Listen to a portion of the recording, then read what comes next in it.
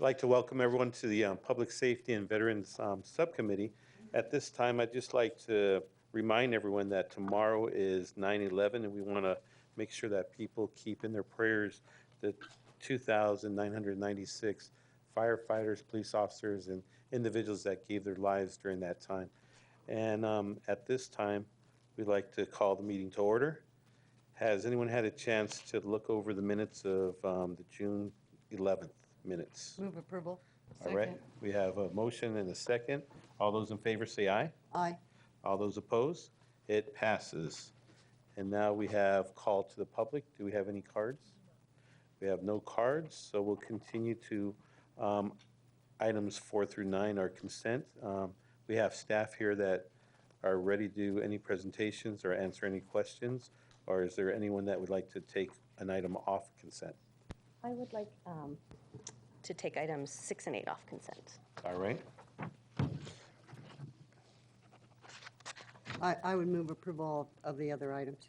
All righty. Second. We have a motion and a second. All those in favor say aye. Aye. All those opposed?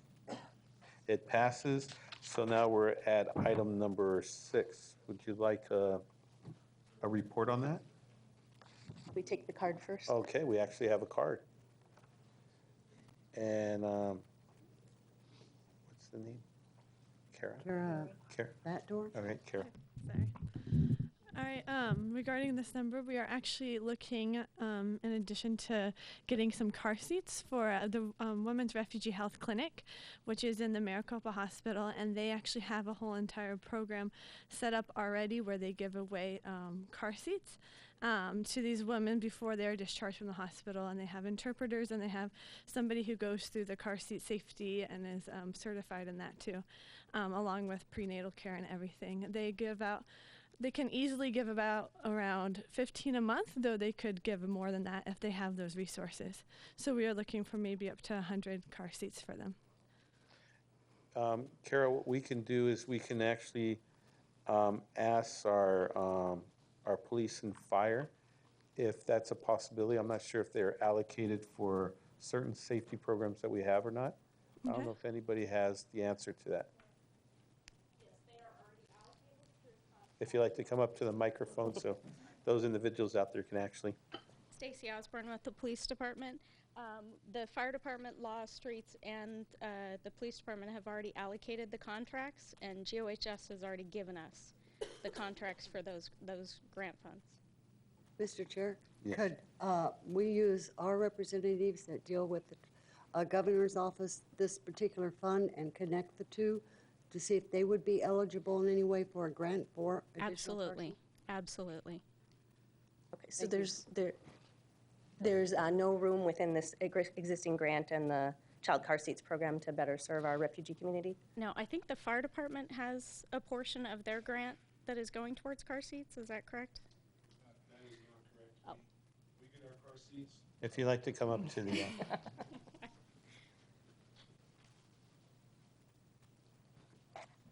We just have different agencies bring us car seats because we move them pretty quickly. So most of the money we get from GOHS is for personnel to pay the overtime and hours.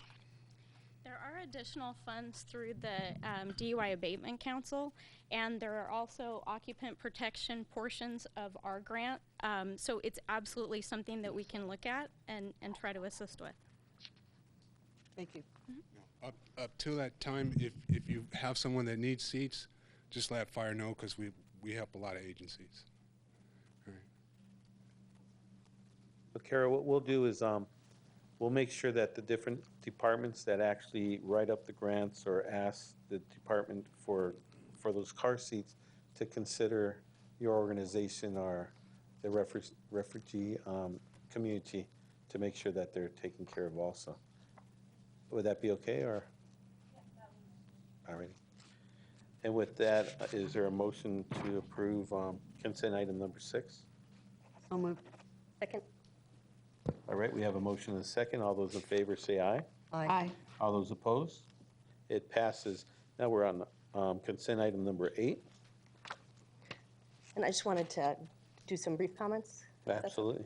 So this, both Councilwoman Williams and I have been very interested in making sure that as we have a growing medical marijuana industry, that there have been some people who have not been following the law in some secondary markets.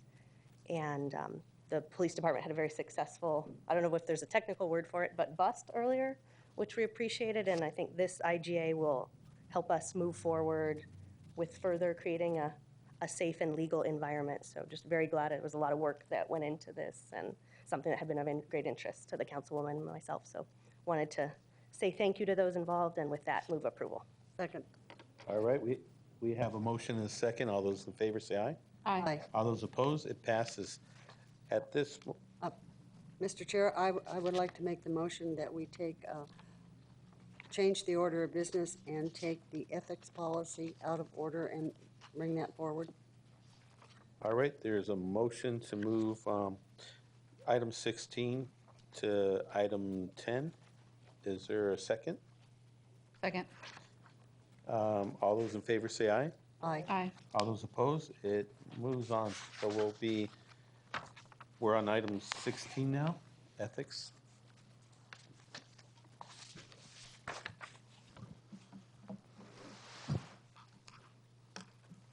Mr. Chair, members of the subcommittee, I'm Paul Blue, Deputy City Manager, and Dan Brown, the City Attorney.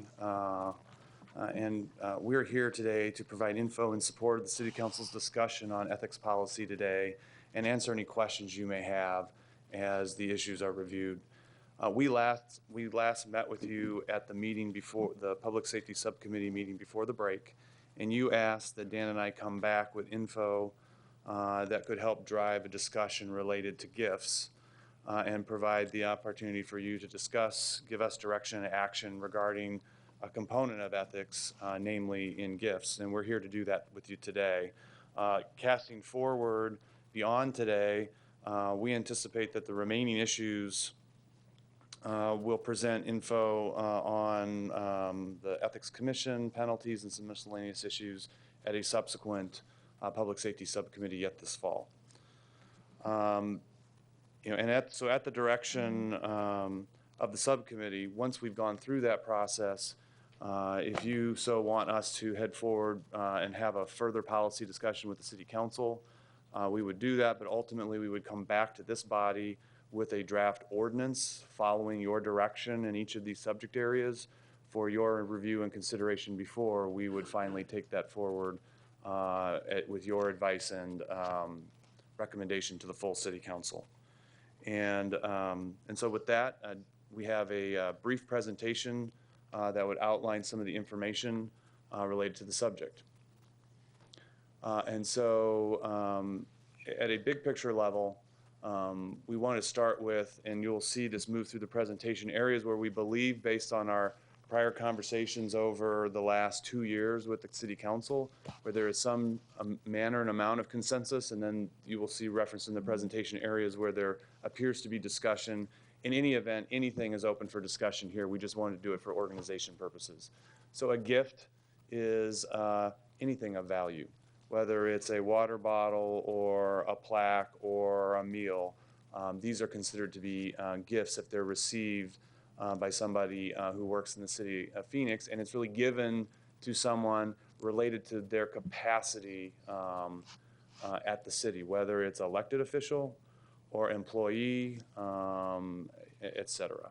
And so the real crux of everything is the gift being given in relation to an individual's capacity or their role with the city of Phoenix.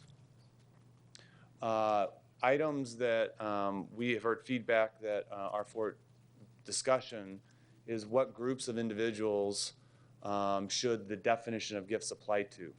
And so I think some of these are obvious and have had a lot of conversation, but elected officials, board and commission members who provide advice to the City Council, employees, volunteers, and then there's a category of other, and that's more of a catch-all for individuals who do not fit in those categories. And I'll provide just one example. I'm sure there are many.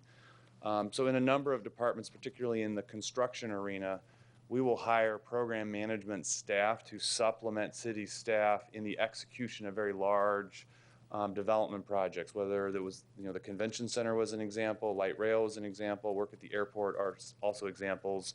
And so while there are individuals who work on the projects who are not city employees, they often function in a role of reviewing pay applications and other sorts of tasks that city staff who we broadly are either hiring talent or when we hire these firms, are functioning in a role that is, while they're not city staff for the purposes of FMLA, they do provide services that are within the purview of the city, which is approving payments to vendors.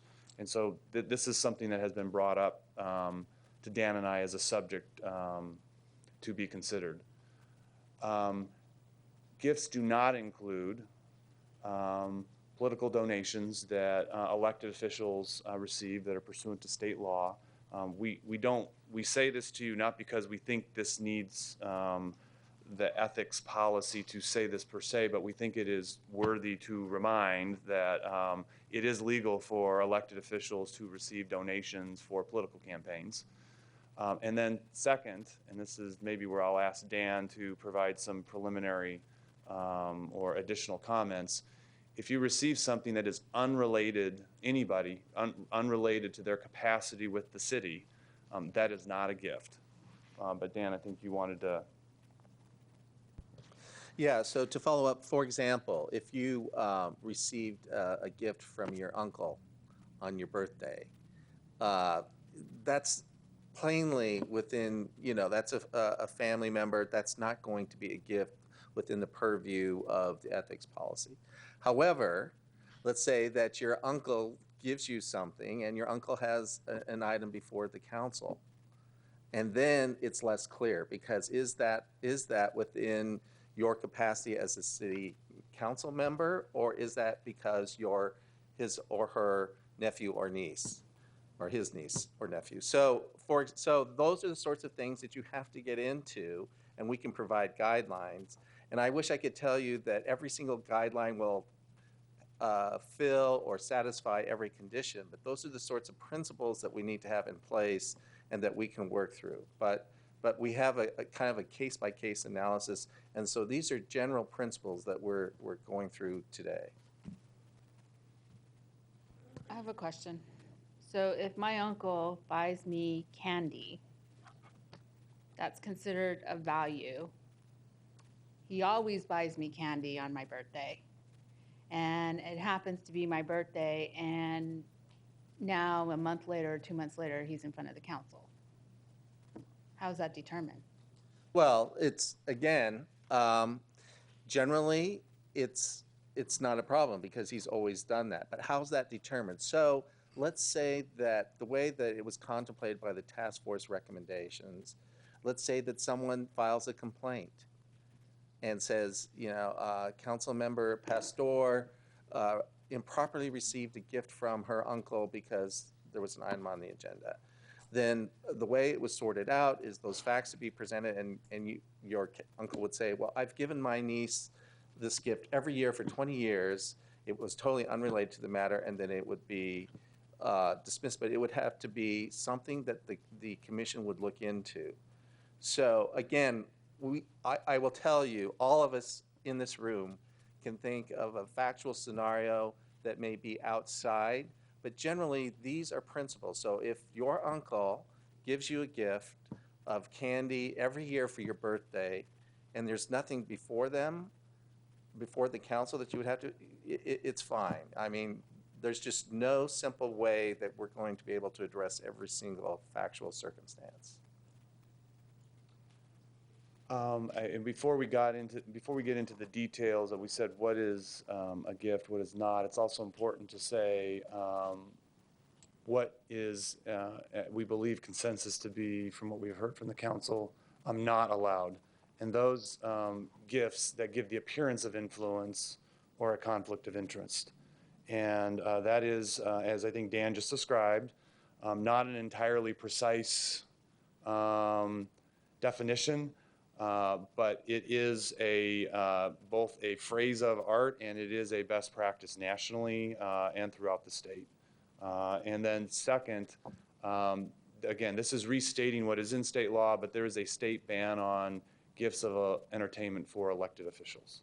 I think most of you, that's not a new piece of information, but we thought it would be beneficial to put that here. So if we have what are gifts, and we defined that, we believe the consensus relates to the disclosure of gifts are the items that are following. That disclosure in a form provided by the city clerk will occur within 30 days of receipt of a gift, that there'll be a website or database posting of that disclosure form, and that gifts where sometimes you receive gifts in the course of your travels where the value is difficult to determine. I know there are times whether you may go to a dinner function that's for a nonprofit, you may receive some tchotchke kind of item, and nobody really has a precise definition for you of what it costs, despite your attempts. The goal here is to ensure that disclosure is what occurs, even if someone will not say or is unable to provide the specific information about the value. Can I ask a question? Absolutely. I have a question about the dinners or the luncheons. So I attend a dinner or a luncheon, and the table that I'm sitting at happens to be, I happen to be sitting there, this happened the other day, that's why I wanna, sitting there, and the bag that I have happens to be tagged, I won the gift that is, or won the centerpiece that is sitting at the table, because I happen to have the tag. Is that considered a gift? Chairman Nowakowski, Councilmember Pastor. So let's work through the facts here. So you're at first of all, let's talk about just even being at the event. Because if there is, for example, as a council member under state law, you have to kind of go through an analysis, so Okay. you have to bear with me. So as a council member, state law applies, which means that you can't receive a gift of entertainment. That's a state law provision. That's not something that the city has applied. So assuming that there's no entertainment at this function, then you're properly there. Let's say that there is some organization that actually paid for your ticket to be there. Mm-hmm. If this organization is a lobbyist, it needed to be disclosed under state law. And there's actually city code provisions regarding disclosure of a lobbyist. So let's say that all of that is proper. You're entitled to receive food. You're entitled to receive a drink under the state law. There's no prohibition under the city code of ethics, which we currently have a code of ethics in our city code, as long as there's no appearance of undue influence or conflict of interest. So assuming all that's true, then it's proper for you to receive it.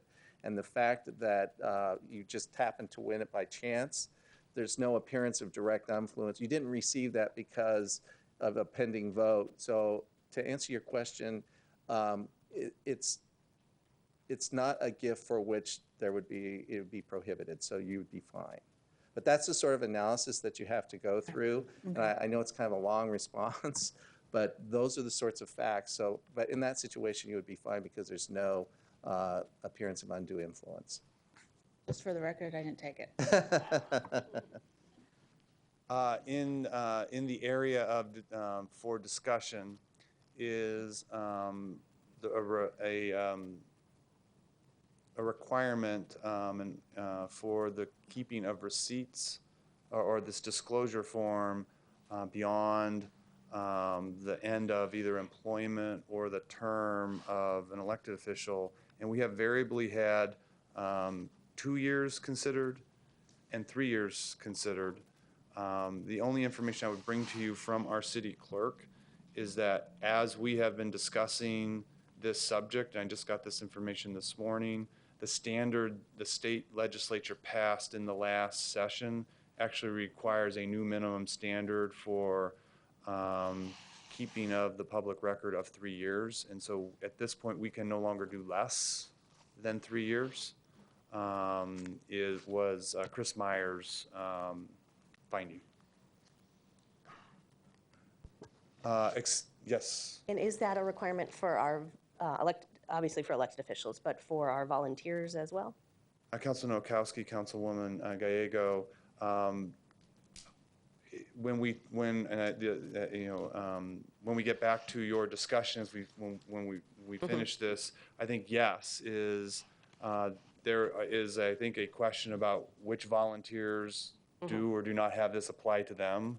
But if someone is under the ethics code or policies required to provide a disclosure form, then their disclosure form would be kept for at least 3 years after whatever their relationship is to the city of Phoenix, whether it's the end of a term, end of employment with the city, or no longer being a volunteer or a board and commission member. Okay. And so, I'm sorry, I've been spending a lot of time at disaster recovery centers, and we've had volunteers who've received food. So the Salvation Army has bought pizza, and so our Phoenix volunteers received the pizza as a result of their service. So does state law require us to keep the records for 3 years? Obviously, it does for elected officials, which is fine, but I think we're different than a person who had pizza at a recovery center. Chairman Nowakowski, Councilmember Gallego. Well, first of all, once an emergency, for example, has been declared, all the kind of normal rules of whether this is a gift are suspended. But let's assume, to answer your specific question regarding disclosure, the sole requirement under city law, either through AR or city code or charter, solely requires employees to disclose entertainment. So that's the sole item, and there is no set time period for retention of those records other than the retention schedule. And I don't have it in front of me. I suspect it's probably within a year or so as a record. So what we're proposing with the 3 years is to clarify that any disclosure would be kept and how it would be kept. But state law doesn't require anything for volunteers. The state law is for elected officials only. That's Okay, Chairman Nowakowski, Councilmember Gallego, you're correct. thank you. I have a question. Many of us as elected officials sit on boards and commissions, from the Boys and Girls Club to nonprofits.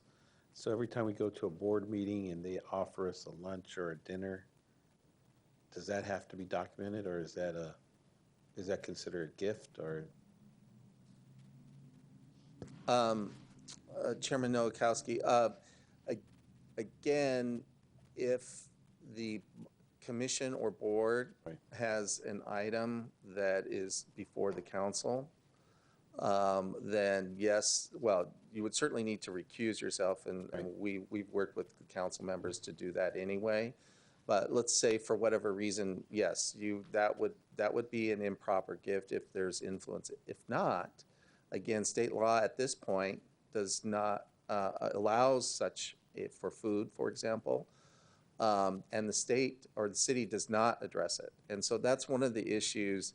Again, getting back to the whole purpose of the task force and the various there is right now the rules applied to elected officials are very different than the rules applied to the city employees, board members, and volunteers. The city employees are governed by the ethics policy in the handbook. And there's an AR, it's AR 2.93, that lays out the terms and conditions for employees and volunteers, whereas state law generally governs gifts for elected officials. And so the whole task force from the beginning was trying to reconcile these differences, because as we have discussed here in just the last 5 to 10 minutes, it's very confusing.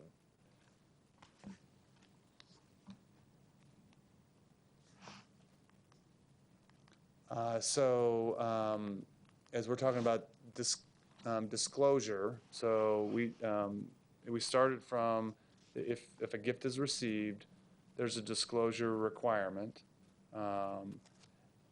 And now we're going to be talking about exceptions to disclosure. And in the areas where we believe we have consensus is gifts from a relative or a partner, as defined in the city code. Second, plaques or trophies that in the course of city activity, a citizens committee provides a plaque or a kachina doll or something personalized to you. We have heard pretty clearly from the broad range of the council that this is not necessary to disclose. And then gifts that related, we have a number of council members, actually one of the higher times that I have been at the city, a number of council members who have outside employment, and gifts that a council member who has an outside employment receives through the course of that employment would also, we hear a consistent message from the council would be an exception to disclosure. Areas where, based on the dialogue we've had over time, we believe there is a necessity for discussion are as follows. We have heard variably provide no exception and so disclose everything versus an exception for gifts under 25 or an exception for gifts under 50. So let me be specific. So if something costs less than $50, then disclosure would not be required. In the case of no exception, if 0 is the limit, then anything received, whether a bottle of water or yes, anything would require disclosure forms. Now, Paul, at the state level, what is the, what's the max, or what's the limit? Chairman Nowakowski, the limit for gifts at the state level, and this solely applies to elected officials, Right. is $500, and that has to be submitted on your disclosure form to the state by January of every year. And what is it right now for elected officials for the city of Phoenix? Chairman, there are no additional requirements other than the state requirements. A second area relates to disclosure of employee travel for authorized business. This covers a wide array of activities, but oftentimes when city staff travels to procure conventions to meet at the convention center, the Convention and Visitors Bureau will often pay the travel expenses. And so that creates a little bit of a complication because the city manager has had a very strong opinion that there should be limits on the gifts and the gift amounts that employees receive.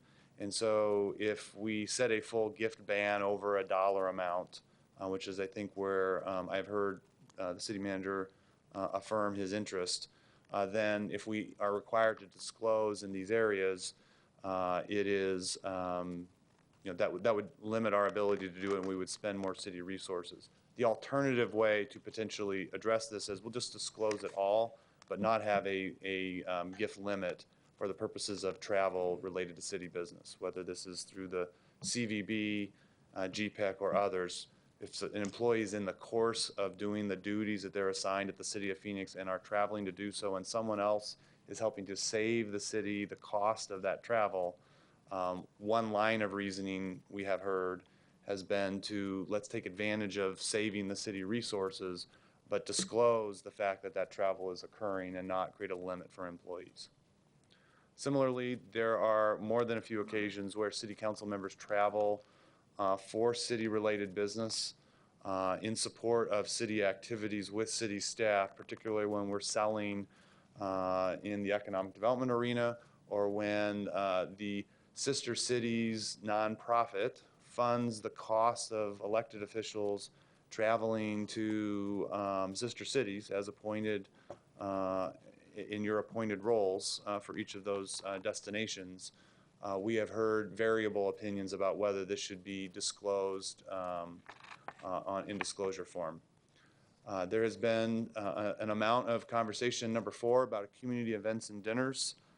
There was one of these earlier, these happen for the elected officials and staff, particularly once we're beyond Labor Day, all the way through the spring. These could be sometimes 2, 3, 4, 5 of these a week. And we have had variable opinions about whether all should be disclosed or whether disclosure is required for these. And then in number 5, we have had raised, because we believe to be coming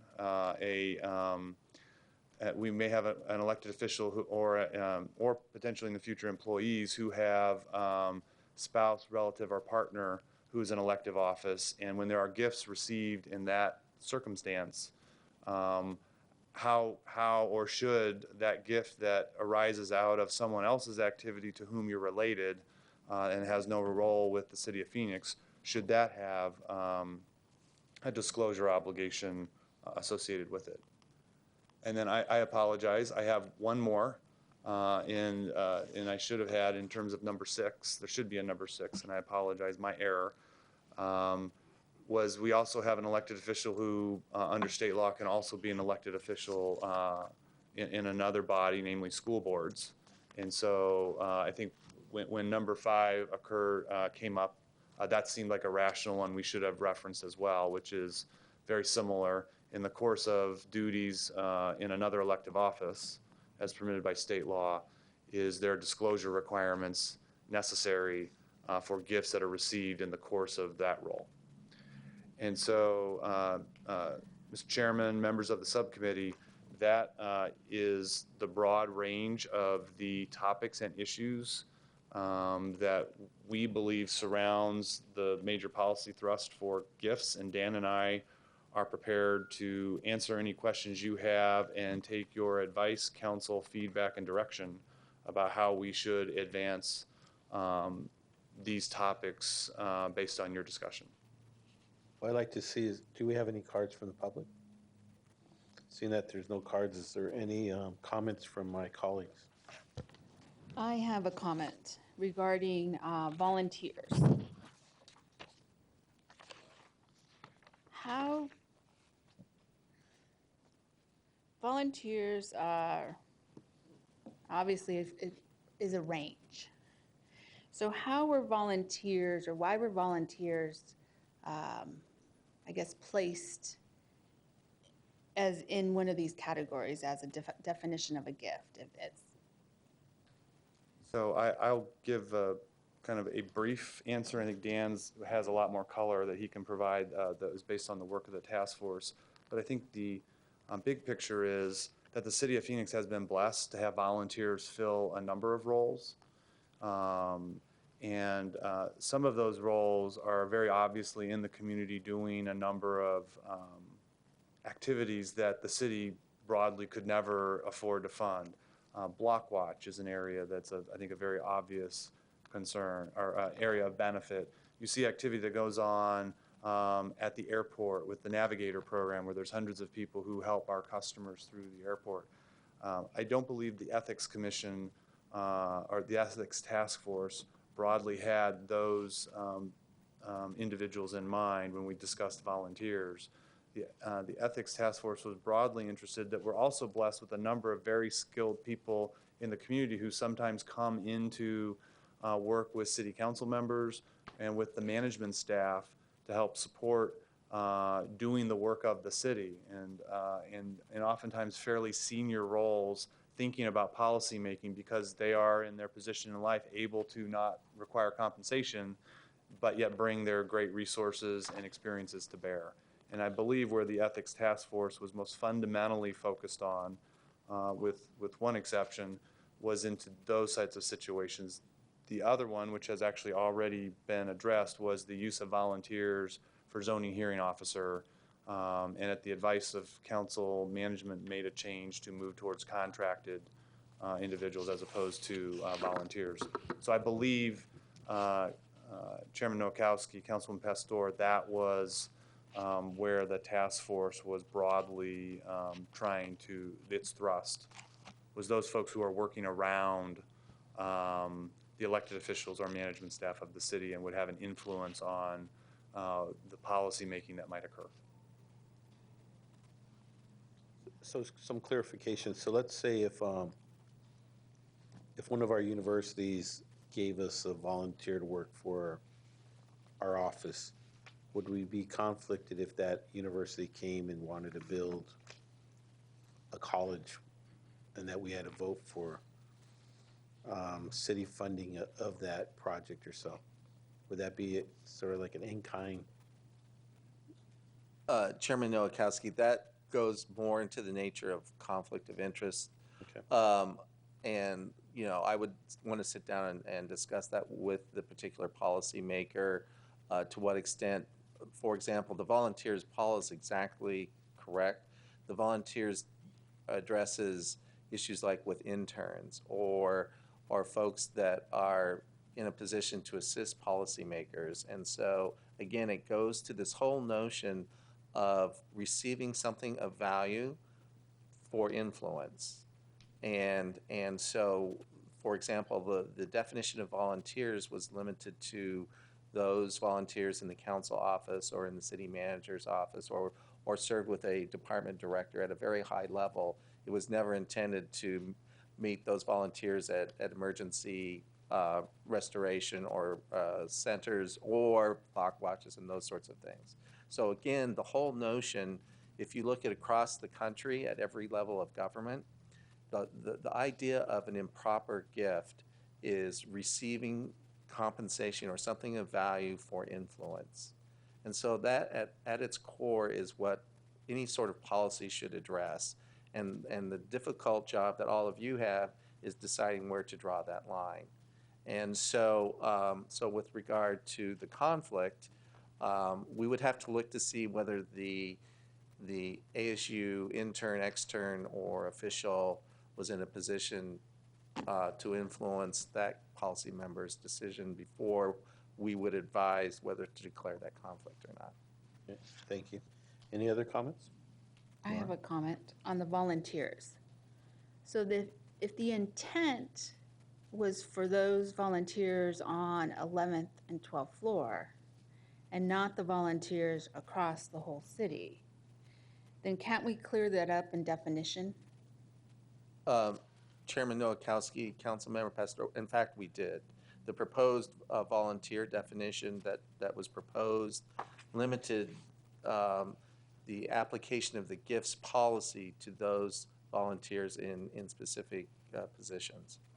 Chairman Nowakowski, Councilman Pastor, but we have received a continuing array of questions surrounding other sorts of volunteers. And so I think my desire of having this on here is for the purposes of having the discussion to get some direction from you, creating a bright line that says, if you're not this, we've just had other volunteers well organized in the city who are concerned that their efforts in the city may be challenged, and the goal was to see if we could not provide a simple means of just simply more overtly saying everybody else is okay, to speak very simply. Others, does that include, I'm assuming others include like temporary workers? I mean, Chairman Nowakowski, Councilman Pastor, I think I gave you one example that related to the use for program management staff, but to follow Dan's trail of logic that we just had, which is those folks who particularly work with department heads, who work in the manager's office, or who work with the city council and are in a position to influence the policy making or be directly involved in the policy making, is, we believe, kind of very similar to this program management staff. And while we are not advocating for or against, we're observing, we've heard differing opinions about application of the ethics policy to these groups. And so in the case of a program manager, it would be inserted into someone's contract, that they, the contracted firm would need to have their employees conform, if they're in a role that causes them to interface with policymakers, to conform with the city's ethics rules. got it. Okay, thank you. So just some clarification. The example you used with the convention center, we have a site manager. We're not gonna, we hire someone just to look over that one-time project.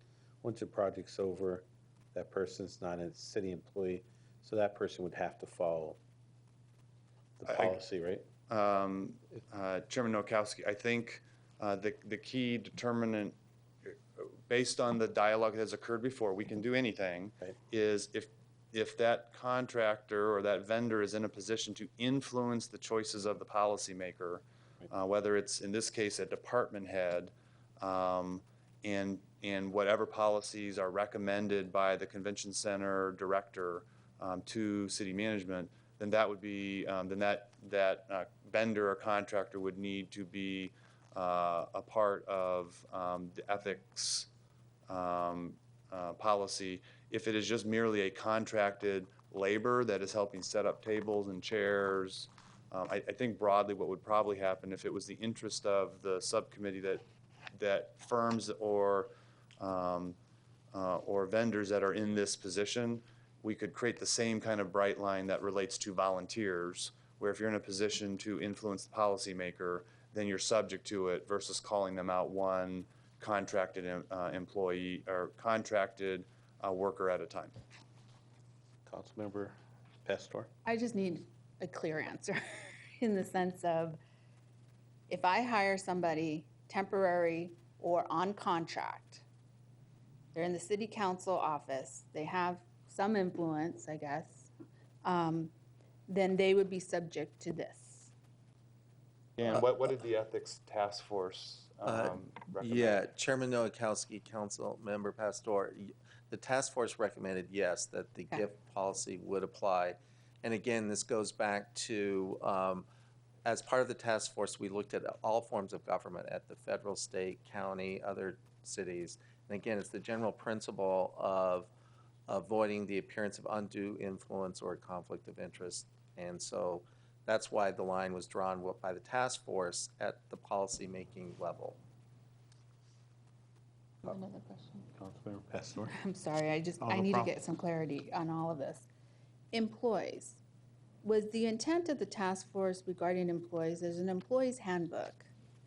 So is the real intent for 11 and 12, for the city council and city manager's office? Is the intent really for that? Chairman Nowakowski, Councilman Pastor, I believe the intent, all employees are currently subject to the current ethics rules that apply to employees.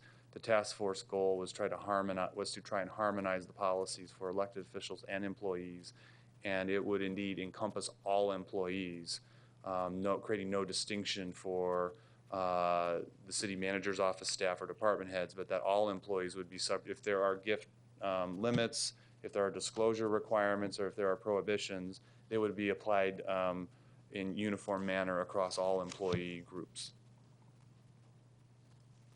Okay. Any other comments? Well, and just to follow that up, Chairman Nowakowski, Councilmember Pastor, AR Administrative Regulation 2.93 has been issued by the city manager's office, and that governs gift policy for employees.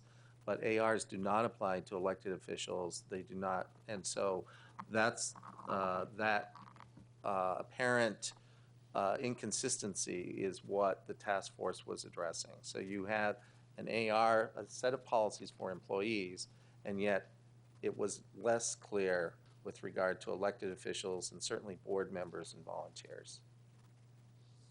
So what I'm hearing is that this really, the intent was for elected officials, board members, and commission members.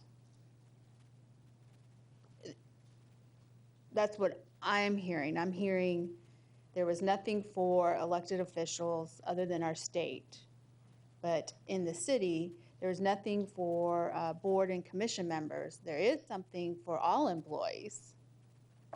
And I'm assuming, and you can correct me, are the volunteers part of this, or they're not, there's nothing for the volunteers?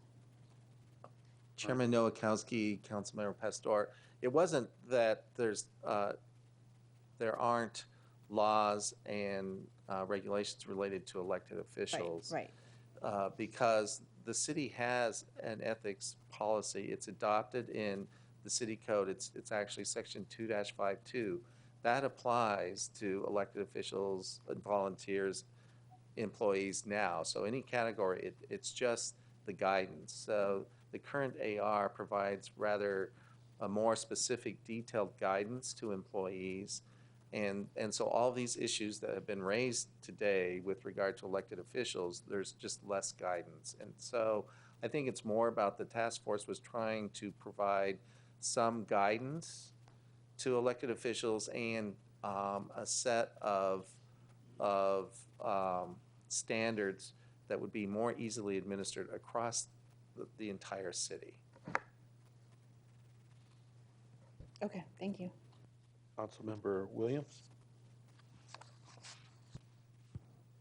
We all know how strongly I feel about this. I think it has much to do about when we've never had a problem, and to take such draconian measures. I think on a matter that it's not black and white, it's 49 shades of gray, and to set some very black and white boundaries around this, I think it's going to create more problems than it's going to solve in the future. I don't know, in 30 years that I've been around, it was recognized that this is a very complex problem, but that we've never had problems in the city. If there has been an employee or a volunteer or a board or commission member that has done something, it has been handled internally under personnel rules. It has been handled under state criminal code when it's applicable. And I just think this is an exercise that's going to get us in more trouble than it's probably going to be worth it, take up more time, and you're going to end up having dedicated staff going through this all the time, because I just don't see the problems. I think the task force worked very hard on this. I think that was made of members who serve the community and other areas that deal in very black and white areas.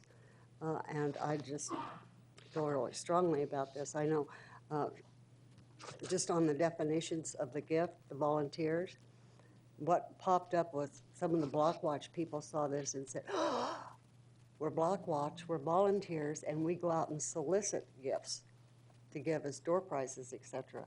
Do we now have to declare those? And it just further muddies the water on all of this. I think what you're saying, is semi-clear, but I don't think it's applicable in all cases. And I'm very concerned about how much we differ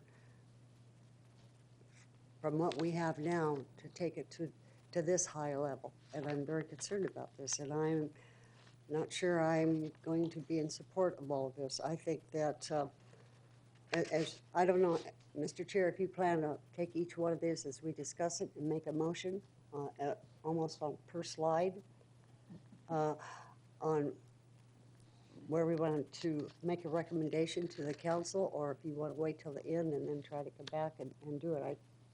My suggestion would be we give recommendations to staff. Staff comes back and tells us what the changes are, and that we listen to all three segments. And probably November-ish, we will recommend it to go back to the full council. And then do a package at that Correct. time of all three of the items? Okay. Then I think on the definition of a gift, I think then it needs more clarification on what others. I guess we need a definition listed of what others means. And Could we, I'm sorry to No, interrupt. go ahead. Councilman Nowakowski, Councilwoman Williams, or members of the subcommittee, it would be helpful to Dan and I to hear some of your notions of who, I've given you some ideas, but it would be helpful to me to hear kind of where you think the boundary lines of that might lie, and so we can make sure we're preparing something that hits what you're thinking of. I guess to me, a volunteer is one that is appointed to a board or commission, recognized in an organized city function or committee. We have lots of temporary volunteers that come in. I don't think they ought to be. I mean, you could include 50,000 people in that. if you think of all the volunteers that come into the city, whether they're picking up litter or coming to a meeting or working on a simple task force or working with you on economic development and talking about high-rise building, I think it's just going too far at that point. I think we have to recognize that we depend upon our supervisors when they're hosting these meetings or an organization, that they recognize the boundaries and make sure people stay within them. We can certainly take that. I think Dan suggested an idea that was from the task force, and that was volunteers who have a workstation or a work site that's physically in the office of a department head, in the offices of the city, so that they actually come and do volunteer work in our offices on a, not to a meeting, but on a repetitive basis. They're physically a part, an extension of staff, and similarly in the council office, if that might be. If it's that narrowly defined, then I'm okay with that. But Okay. if it's expanded outside of those boundaries, then I think it becomes extremely problematic. Okay, I think, Dan, that's direction we can, I think, work with, unless. I mean, I don't know how my fellow committee members feel about that. Maybe we'll go with Councilmember Gallegos and then Pastor. I am considering a motion to ask staff to develop a policy on contractors who make budget decisions. Does anyone have a problem with that? No. Is that, I spoke to a member of the task force who said they felt like they were already covered by the ethics manual. I'm sorry, could you repeat that? So contractors who make budget decisions. The first example that we received of what others is. Are they not covered right now by ethics? Program management staff will review pay applications that will ultimately be signed by a department head. And so they will do the work of ensuring that appropriate items are included or excluded from a vendor being paid. And then they recommend that forward to the management of a department to approve or deny or amend. And I think, Dan, that's the question, is are they subject Are they covered by the ethics policy? today? Today, by definition, up here so far, today, no, they are not. Okay. We can, normally, we have conflict of interest and those sorts of provisions that are a normal part of our contract, so by contract. But at this point, we could make it clear that the ethics policy, in a contractual provision, we can certainly do that. Okay. And so tell me again, so that I make an accurate motion, what are we calling this class? Yeah, it's The difficult. motion is that staff develop a policy on. Okay. Staff develop on the, I guess it Program talks management contractors? I guess maybe a description could be the employees of vendors who act as an extension of city staff, whether so essentially contracted labor that acts as an extension of city staff, which is what program management staff, but they're not always called program managers. That's a little bit of a term of art, so I don't want to, but that's in the, but contracted labor is a broad term, I think, that would serve in that area. And I don't know if I could ask a question, then in the same way where it has an application to folks who are doing work with department heads of the city manager's office, city council office, is that, I just want to make sure I understand where it is you would want us to come back with. Yeah, if Chairman Nowakowski, Councilmember Gallego, if I may, I think really what we're speaking of are contractors, whether we call them program managers. There are a whole number of contract employees, independent contractors throughout the city. And that's actually a kind of the nomenclature there. They're contract workers, they're not employees. I want to make that clear. It's very important. Right. They're not employees. It's a contract worker or service provider.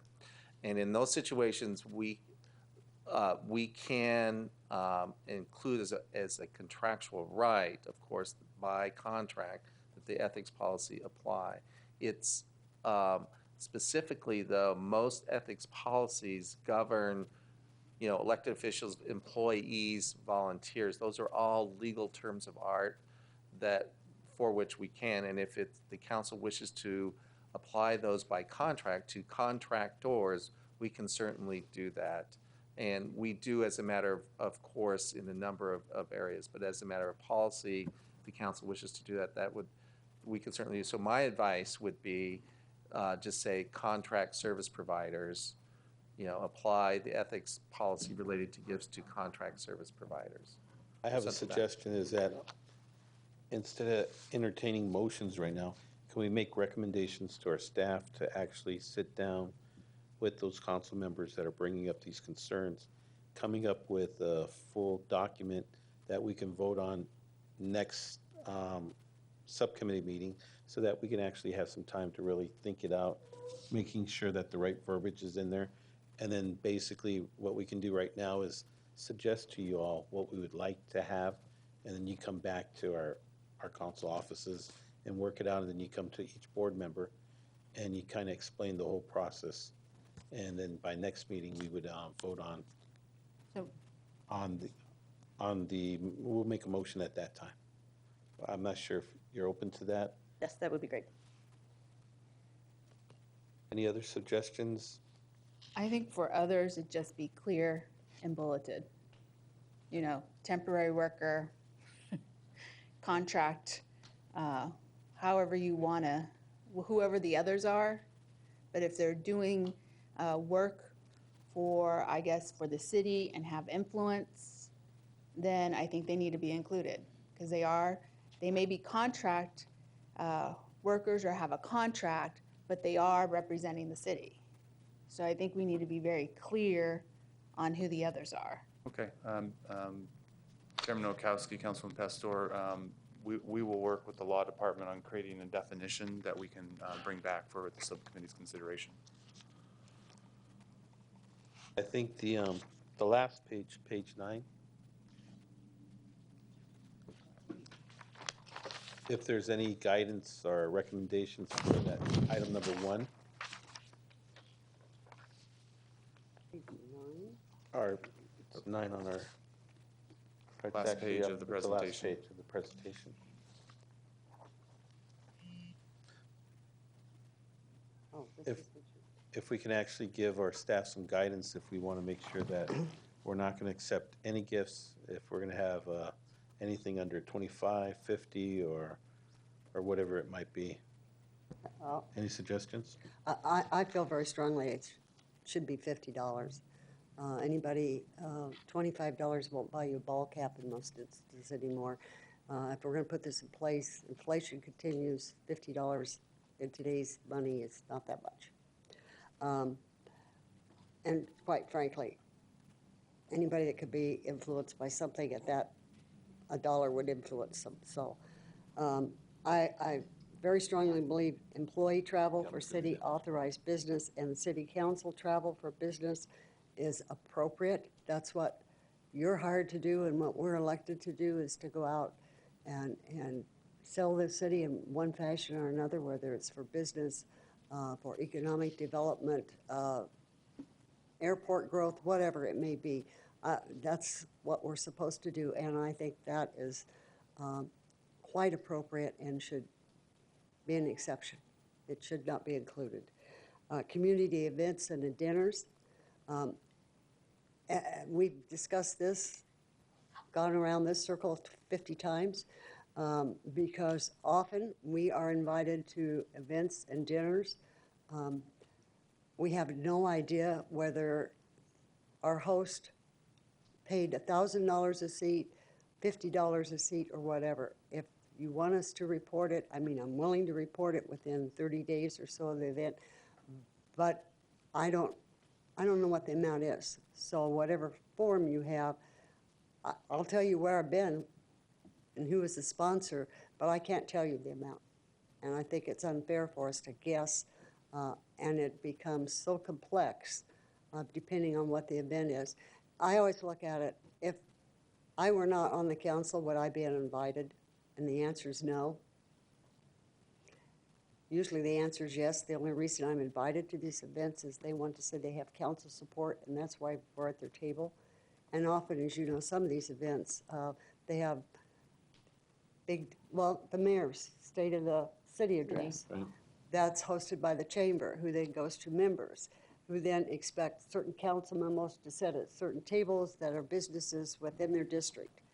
We don't know where we get assigned. We know we're supposed to show up and we're supposed to be friendly to that company, and which we are, because usually we're very interactive with them for different reasons. But it's not like it's an entertainment that's strictly business. Non-entertainment. And again, we have no idea what they paid. So I'm saying if you're going to do that, then you don't have to have a column that says an amount. You can report it, but make allowances, because there are just circumstances when we have no idea. And it could be a tiny little one, and it could be a huge one, so you just never know. And I think, quite frankly, it's pretty rude to go back and say, I have to know how much you spent on me. When, if they're lobbyists, they're already reporting it, correct? Chairman Nowakowski, Councilmember Williams, yes, legally they're supposed to report, Well, let's put it that way. All right, that answers the question. And the gifts associated with a relative or partner, I think that's appropriate exclusion. It's a fine line there. I think you have to trust people in this position to do the right thing. So I agree with that. Any other comments? I have a question about number 6. Because Yes, I'm sorry.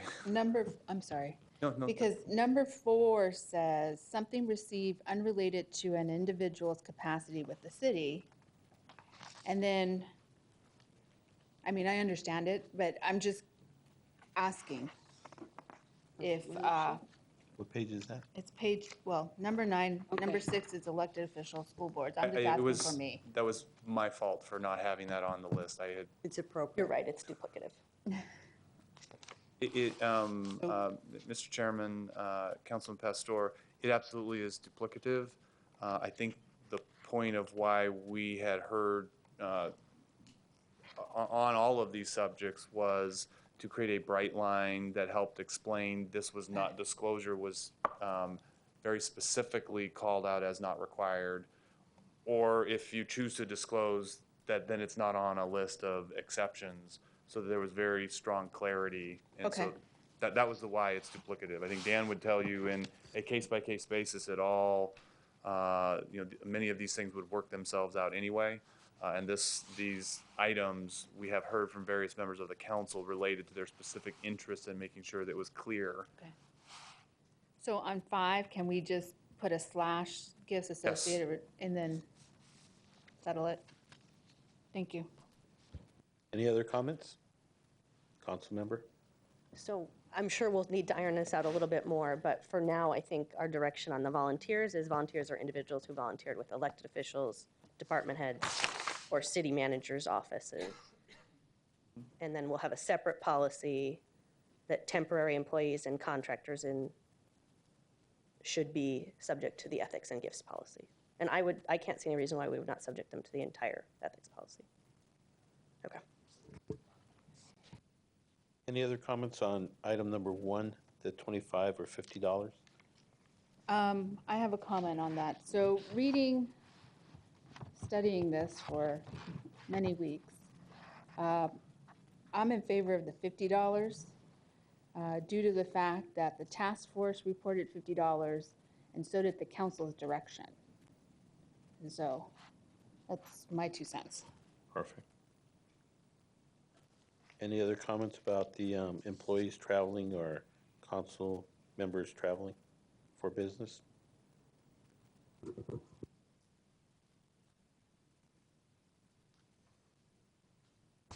And community events and dinners, any other comments on that? Mr. Chairman, I apologize.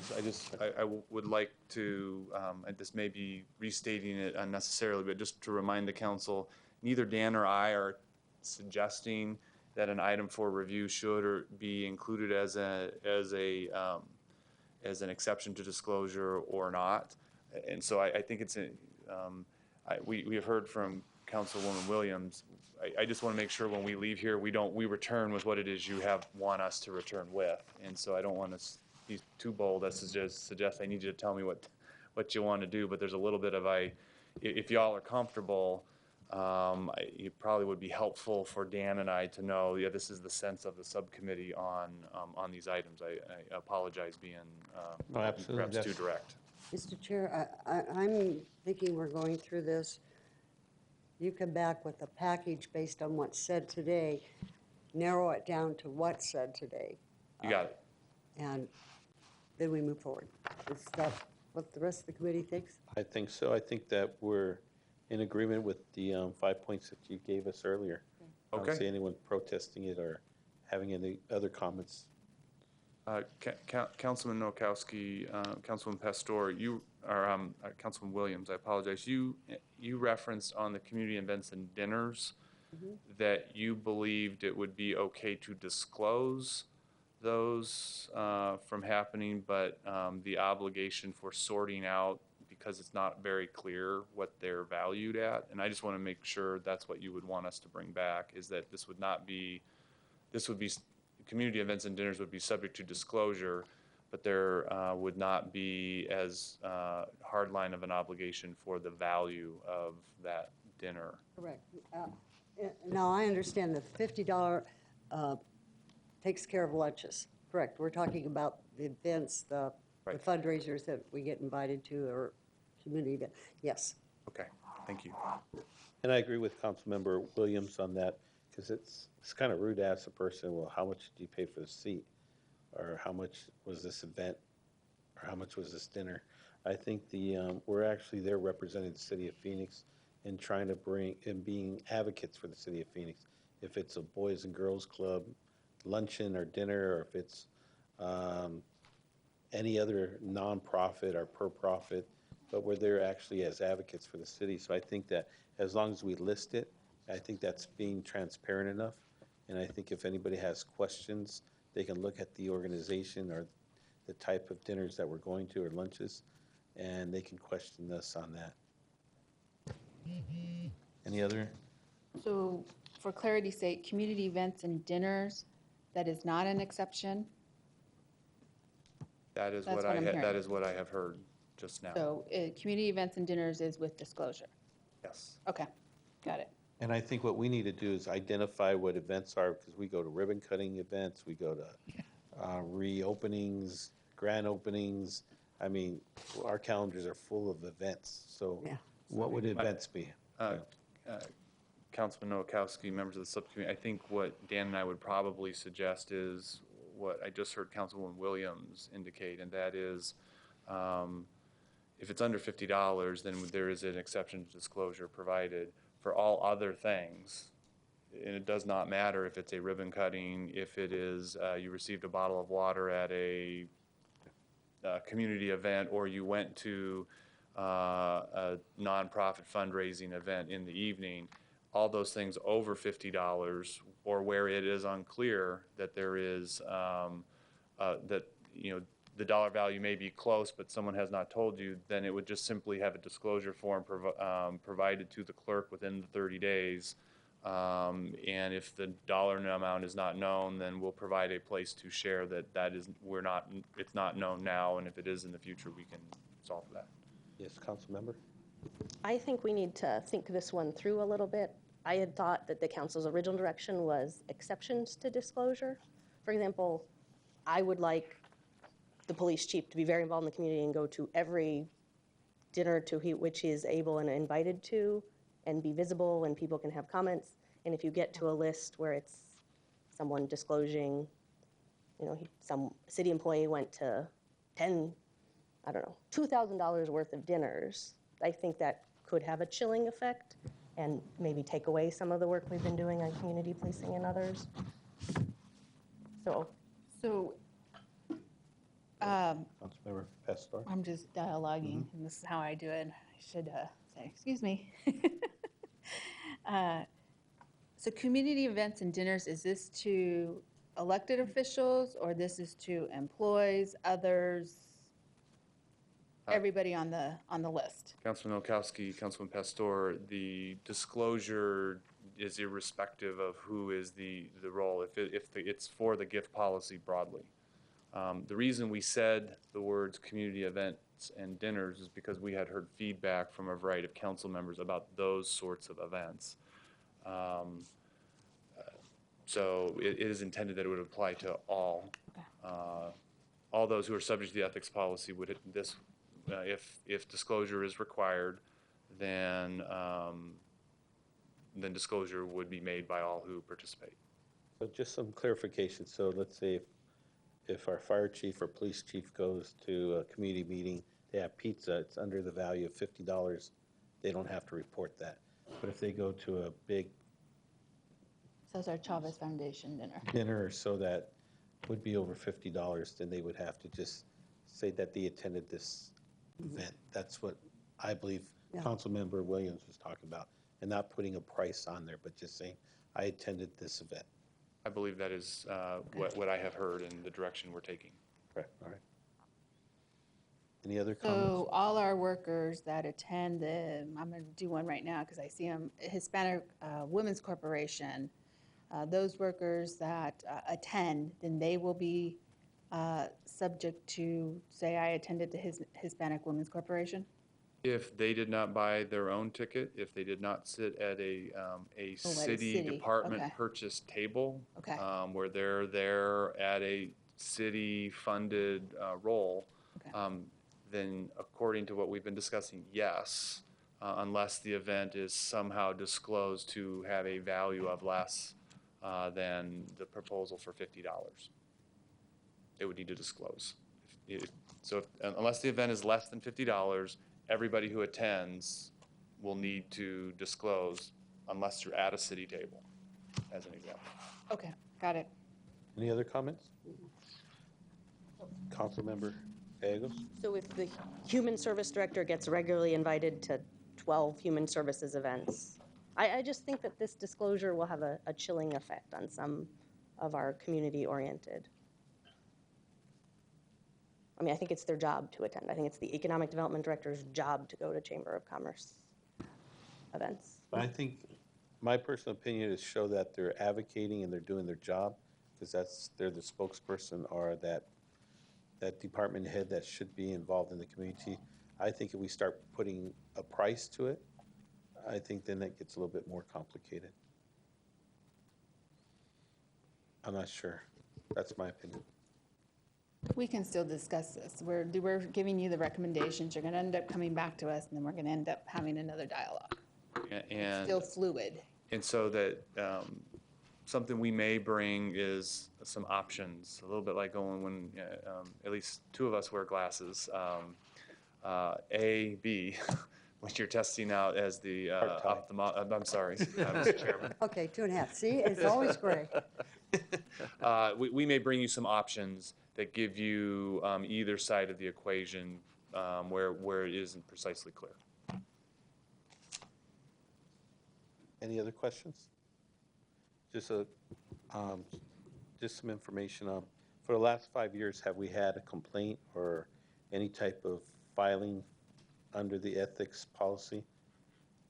Chairman Nowakowski, my understanding is we have not received any complaints on the ethics policy related to elected officials. There have been a few, not numerous, but there have been a few disciplinary actions taken against employees related to the ethics policy by the city manager's office. But other than that, that's all I'm aware of. And about a year and a half ago, the mayor created a task force or a blue ribbon committee that was overseeing or overlooking our handbook and our policy. Do you happen to have those names off the top of your head? I know I'm putting you on the spot. I apologize. I don't, but I promise that I will bring them back to your next meeting and have that in your packet. Thank you. I just want to make sure that individuals that are watching this didn't pop out of nowhere. Actually, we had a task force. These individuals worked hundreds of hours to make sure that all these details were addressed. They came up with some recommendations. Those recommendations were brought to the council. We handed it over to staff, and that's what we're going into. We decided as a committee that it was so important to split it up into 3 different sections that we were going to hear individual sections that to address all those issues. And I just want to thank those individuals that volunteered on that ad hoc or that task force to bring these concerns to us and to really update us, because it's been about 20 years or so? No. Or longer, or less? Skip did it. Did it? Yeah, I think the last time that the handbook was updated was in 2005. All right, 2005, so it's time for us to give a little fine tuning of it. So that's what this is all about. There's not a real crisis or an issue in the city of Phoenix. It was just something that we were just trying to fine tune, and I just want to thank all those volunteers that gave up their time to do that. Any other questions or comments? With that, thank you so much. We'll go back to item number 10. And we actually have a couple cards on that too.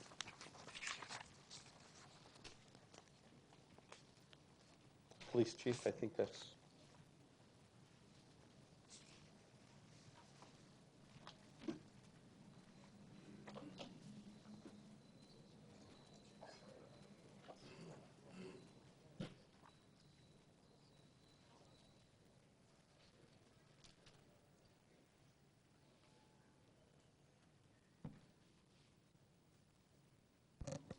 Good morning, council member. This is item number 10, the Red Flex radar enforcement. This is, we've had a 2-year relationship with Red Flex. This is a contract to extend that to an additional 2 years with an option to increase it to 1-year increments of 3 years. So with that, I'll turn it over to Mr. Chairman, members of the subcommittee, thanks for having me again this morning. We came here back in June, made a presentation based on the findings of our solicitation for a new vendor. At that time, you asked us for additional information. At this point, I think James Scarborough can go into a little more detail about our solicitation, but we're here to answer any other additional questions you might have. Mr. Chairman, members of the subcommittee, good morning. Yes. This is a return of our, I'm sorry, yes, it appears to be on. Okay, I'm sorry.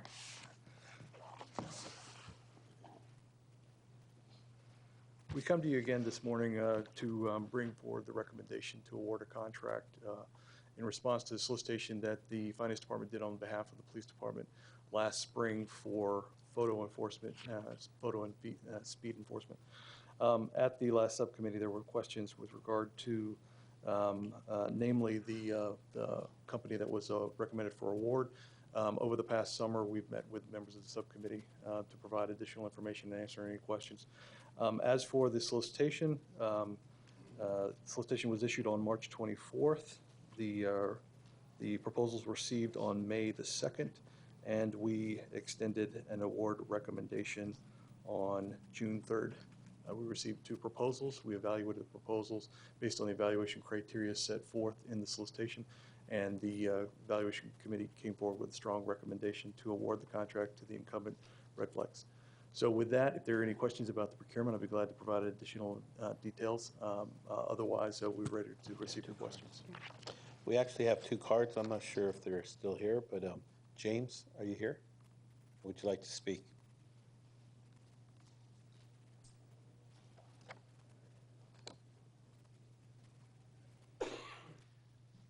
Good morning, council members, subcommittee members. My name is Jim Saunders. I'm the president and CEO of Red Flex, and I've held that position for well, about 1.5 years now. And for 3 years prior, I was its vice president of account management. So I'm here to answer any questions regarding our Chicago investigation, regarding our disclosures on that investigation, or maybe some questions on our compliance procedures and policies. Any questions? Councilmember Williams? Actually, I don't have a question of you. I'll ask the chief. Have we had a problem with Red Flex? No, Councilmember, we have not. Okay. And are you satisfied with the Chicago investigation that's totally separate, has nothing to do with Phoenix? Yes, ma'am, I do. I know that the Finance Department with James Scarborough has researched that issue. I'm completely on board with this issue. I also would like to tell you that what we've seen of the company itself and their work has been outstanding. In the areas in the city that we've targeted with the enforcement, we've seen a 60% reduction in accidents. It works. I happen to have Red Flex in my district, and I have visited their offices, and it's very impressive what they do, and they are in many cities, and so I know they had an unfortunate episode in Chicago, but I have every confidence in Phoenix. Thank you. So I don't really have a question for you. Councilmember Gallego? I think it would be great to hear what happened in Chicago and how you responded. Sure, it's not a short story. In October of 2012, a Chicago Tribune article ran that they had received about a 7-page whistleblower letter from a prior executive that when he left the company, and he left under not good circumstances, said that there were some improprieties between the company and the program manager of the city of Chicago. At that time, the company hired a local law firm, Quarles and Brady. And they looked into it and they found one occurrence, 2 nights hotel stay totaling $910, and they did not alert the city of Chicago. So when this broke, the first thing we did is we alerted the city of Chicago. It was during an RFP response for a new speed program, and they immediately said, you're disqualified as a vendor. So we could not participate in that. We had a couple new board members. We had a new CEO. They decided to have a second investigation. This time we hired Sidley Austin, former U.S. Attorney David Hoffman. We spent $7 million. It was absolutely extensive. And we found that the first investigation was not thorough. It was not complete. And so there were about 20 occurrences. And they were mostly things for travel-related gifts and gratuities. And they totaled about $27,000.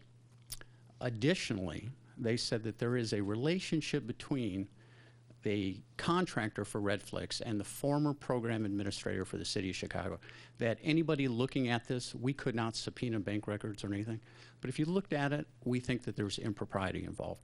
And so we said there's a bribery scheme in place, and it may be on the order of $2 million, because that individual was paid about $200,000 over 10 years, okay? As a matter of course, immediately, we fired the executive vice president of sales, the CEO, the general counsel, the CFO were also separated from the company. And we implemented new compliance policies and procedures. The other thing we did is we hired a director of compliance. So we have one person now who actually doesn't answer to me at all. She answers directly to the chairman of the board. And you know, I think things have absolutely changed. We can speak to our integrity and our transparency now. But it's a very difficult situation that isn't over yet. So our investigation is concluded, but the city of Chicago has yet to rule. We turned our findings over to them. The Department of Justice has yet to rule. And they have started to indict the individuals who were involved in the misconduct. Now, there are 330 employees at Redflex, none of which are involved in the Chicago misconduct. But of course, we all bear some of the fallout from that. Does that help? Any other comments? Thank you very much. Thank you. Is there an Ed? Okay. So if there's any other comments from my colleagues, or that's all the cards, yes. Or is there a motion? Actually, I would move approval. I think that this has been a good contract and will continue to be a good contract for the police department in the city. Is there a second? Second. We have a motion and a second. Any discussion? All those in favor say aye. Aye. Aye. All those opposed? Yay. The ayes have it. It passes. Thank you very much. We're on item number 11. I think we still have the chief here. We'll be talking about the back-to-school safety programs. This is an initiative that we've partnered up with the fire department that not only talks about our back-to-school initiative in relations to the safety of our children from a security standpoint, but also a program that enhances our interaction with children. Tucker?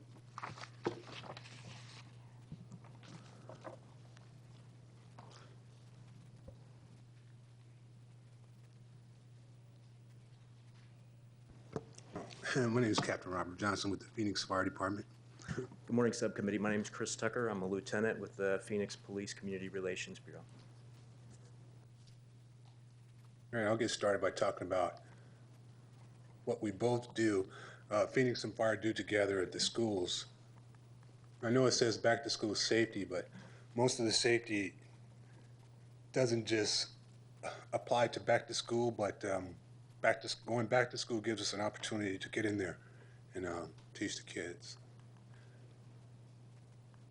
All right. Now, in August and September, by the end of September, most of the kids in Phoenix will be back in school. Okay, so they're all excited and everything. A lot of times, when the excitement like that is in a kid, they forget safety. You know, I see it in my neighborhood, like if they're playing soccer in the street, I mean, not soccer, but kickball, if an ice cream truck turns a corner, they forget about safety. And they go running across the street, going home to get money. So the excitement alone creates a little safety issue. And potential hazards can be avoided if we can get in there and talk to them about subject-specific issues and to change their behavior as far as being safe. Could you tell me, do you focus on elementary schools, or is this all K through 12? Well, our urban survival program focuses on K through 8th grade. For the fire department, we have a Choose to Survive program that focuses on high school students. As far as police department, I don't know what grade levels they cover. And charter schools? It covers all grades K through 8, charter schools and public schools. Yes, and Councilwoman, from the police department standpoint, we have many programs through our community program section, as well as programs like GREAT that are geared more towards the middle school age kids. But we do have programs through all different age levels that we go in. We do outreach at the school levels through our school resource officer program and through our community programs unit as well. Now, some of the subjects we talk about, and police, fire both do these pedestrian and bicycle safety. Even though when they're not in school, they're still walking and riding bikes, like we say, back to school just gives us the opportunity to have a captive audience. Okay, we want them to look before across the street, follow the rules of the road, walk or bike with others.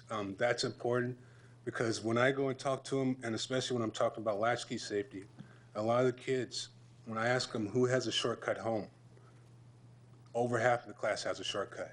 And when you ask them, okay, that shortcut, when they start describing it to you, okay, no one can see them. There's no one around. If something was to happen, you know, that's when it will happen, when they can't be seen. So we encourage them to stay around others and be visible. Now, phone usage while walking, you know, the kids, especially the older ones in grade school, they know, they've probably been on YouTube more than I have, okay?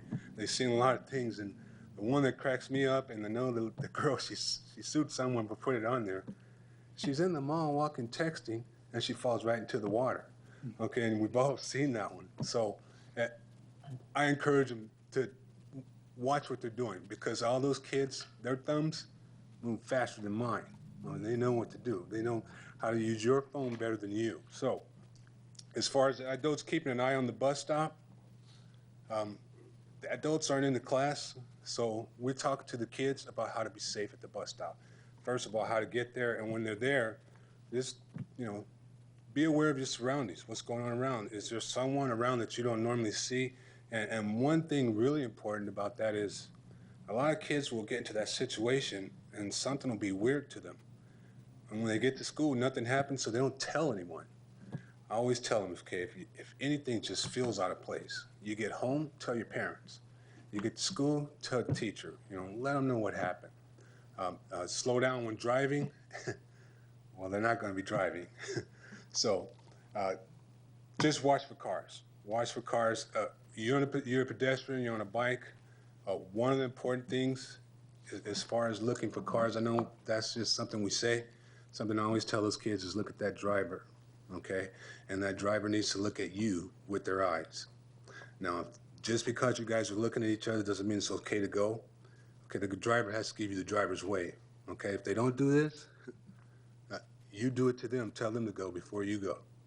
But make sure the driver looks at you. Most drivers, especially in the morning, on the way to work, when kids are on the way to school, they will look around the bike or the person looking for other cars.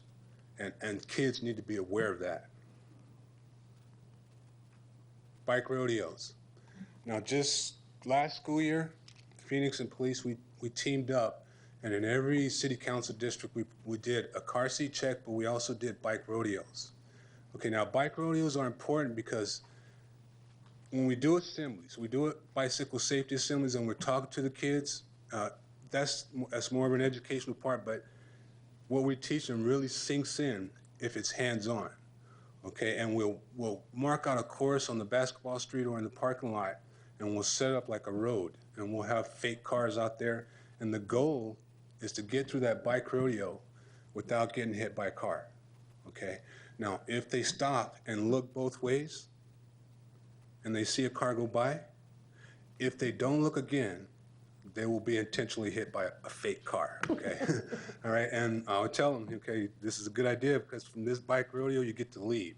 If you get hit by a real car, you're not gonna leave walking, okay? You're gonna leave it a different way. So it's important to look again after a car goes by, and bike rodeos really enforce that, okay? Because it's just built into us, especially the boys, not so much the girls, but boys.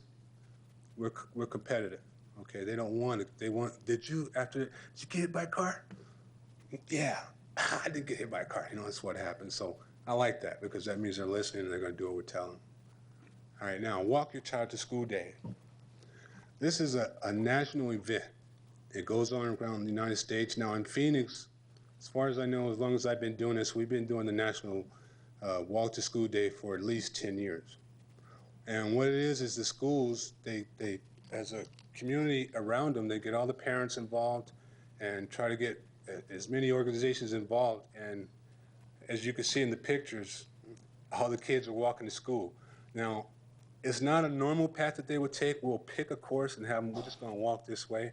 But what it does is, again, this right here gives us a captive audience, okay, to where not only are we talking to the kids, but sometimes, a lot of times, the parents show up there and we'll have their attention as well.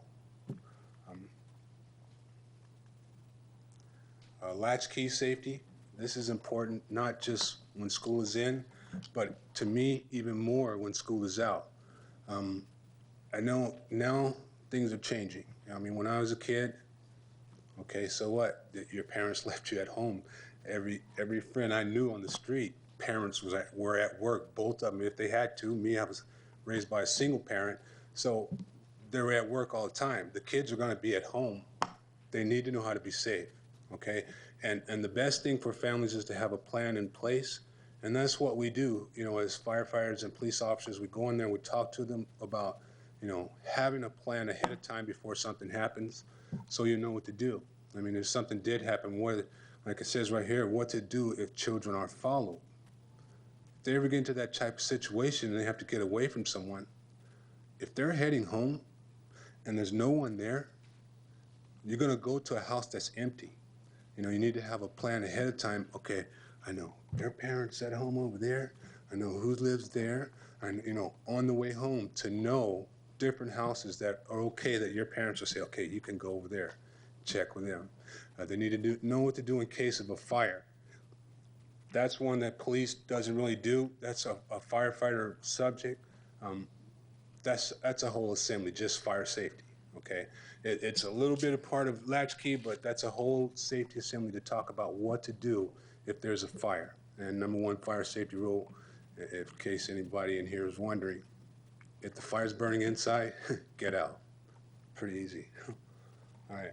Now, kitchen safety, as far as teaching kitchen safety, the Phoenix Fire Department acquired through grant a kitchen safety trailer, as well as a safety house, which fills with smoke for kids, pretend smoke. But the kitchen safety trailer, we actually we heat up some oil on a stovetop, okay? And this is designed to keep the fire inside the trailer, okay? We put the oil in it, we get it to where the oil starts burning, okay? We have a long pole with a cup on the end, and we have the kids standing way back, okay? Because when I tell them this in the safety assembly, it just doesn't hit home like it does if they see it, okay? When I tell them if you put water on an oil fire, the fire doesn't just go everywhere, it goes everywhere, okay? And when we show the video of it, it's a pretty impressive fireball from just a little 10-inch cast iron skillet. So kitchen fires and water typically don't mix, even if it's not an oil fire. If you pour it onto something really hot, the steam will get hot enough to burn you. So we cover the kitchen safety as part of the latchkey safety, and there's not enough in here to really talk about, most of the rules for latchkeys, because I hear a lot of stories from kids like, well, okay, what happens if you lose your key? They call us Fire Pal. Well, Fire Pal, we got this one window on the side of our house. If we wiggle it just right, it comes open. I'm like, oh, okay. Oh, Fire Pal, well, if I lose my key, it's all right. We always leave the back door open, okay? Got to go over all that stuff, and some families don't want to hide, they might hide a key outside the house. That's a secret, it's not preferred, but if you have to do it, don't be telling everybody, and kids are known for that, okay? In subcommittee, we wanted to touch on some of the programs that the police department is involved in when it comes to school safety and back to school safety. We're proud to announce that for this school year, we have 75 school resource officers assigned to various schools within our city. 15 of those positions are funded through our recently acquired COPS grant, federal grant. In addition to the school resource officer program, we also are working the school safety officer program, the SSO program. This is a program in which our police employees are trained to work at our schools throughout Phoenix in an off-duty capacity. The most recent numbers I have indicate that we have 227 school safety officers that are trained and ready to work at our schools. Our police department continues outreach to our schools at various levels. Our police officers spend time at schools, outreaching, meeting with staff, meeting with students, to get to know the facilities, to get to know the school layouts so that they know where the various buildings are at all of our school. I think we have a question real quick for you about the 125, is it 125 officers that are trained? Yeah. 227. How many of them are actually being utilized or deployed into the schools? What's been the response in that program? On the SSO program, we really need some help in getting that in getting schools to use that program. It's the school safety officer is an alternative to the SRO. Some schools cannot afford an SRO officer. It was our goal to train officers to work there as an off-duty capacity. I'm not sure that the number of officers were actually being used on the SSO is about 15. I'm not sure. Yeah, the most recent numbers I have on that were 11 schools that were currently utilizing the SSO program, and we're working to get that information out to increase those numbers. Do you have any data that shows calls for service at schools that aren't being served by either the SROs or the other program, that we could draft letters? I mean, the council person and the mayor could do joint letters to those schools and advise them, because there's always turnover in administrative positions that probably are unaware that this is even available. And Councilmember, that's a good idea. We'll do that research for you. The other piece of it is that I have been recently speaking to some private entities who are willing to fund some SSO officers for some schools, and I'll have more for you on that soon. But there has been some dialogue about having some private entities fund SSO to schools of our choice throughout the valley. So it's something that I'm excited about, that hopefully I can come back and report to you all that we're moving in that direction, because I think it's a great alternative to the SRO program. As part of, Absolutely. as part of this, there are some, I'm particularly thinking of a high school or two that have problems, ongoing problems. And they probably have an SRO there. But is it possible under those circumstances they could have more than one, because they're very large campuses? I can't see how one can take care of everything that's going on. And if we really want to clear problems up and stop certain behaviors, Yeah. we need more eyes, ears, and There would, action. yeah, there would be, Councilmember, there's nothing that would prohibit us from limiting the number of officers that could be funded through this issue. The SROs, we're limited to the schools that have funding for SROs, but if a school wanted to fund additional officers there on the SSO, that's certainly open and available to them. It's a great idea. What is the SSO? I know what SROs are, but, SSO stands for School Safety Officer. okay. And it is, It is an off-duty officer that's been trained, not to the extent of an SRO, but to extent to understand the security issues of the schools, to understand the interaction with the children. And they're not there specifically to teach classes or anything of that matter. The SROs sometimes do a lot of teaching, kind of like the survival skills teachings that we do. The SSO is strictly a high-visibility program that's an off-duty officer that schools have an ability to hire on an off-duty basis. We, as the lieutenant was talking about, we've trained over 200 officers in this venue because we believe it's a tremendous option for schools to have this available to them, so the school has to pay for the SSOs. or a private entity that would be willing to That's fund it. probably why you're not Yes, getting the response that we would like. exactly. Got it. And what's the cost? It would be on off-duty, just the off-duty cost of hiring an officer. It's about, I believe it's about $28, $30 an hour.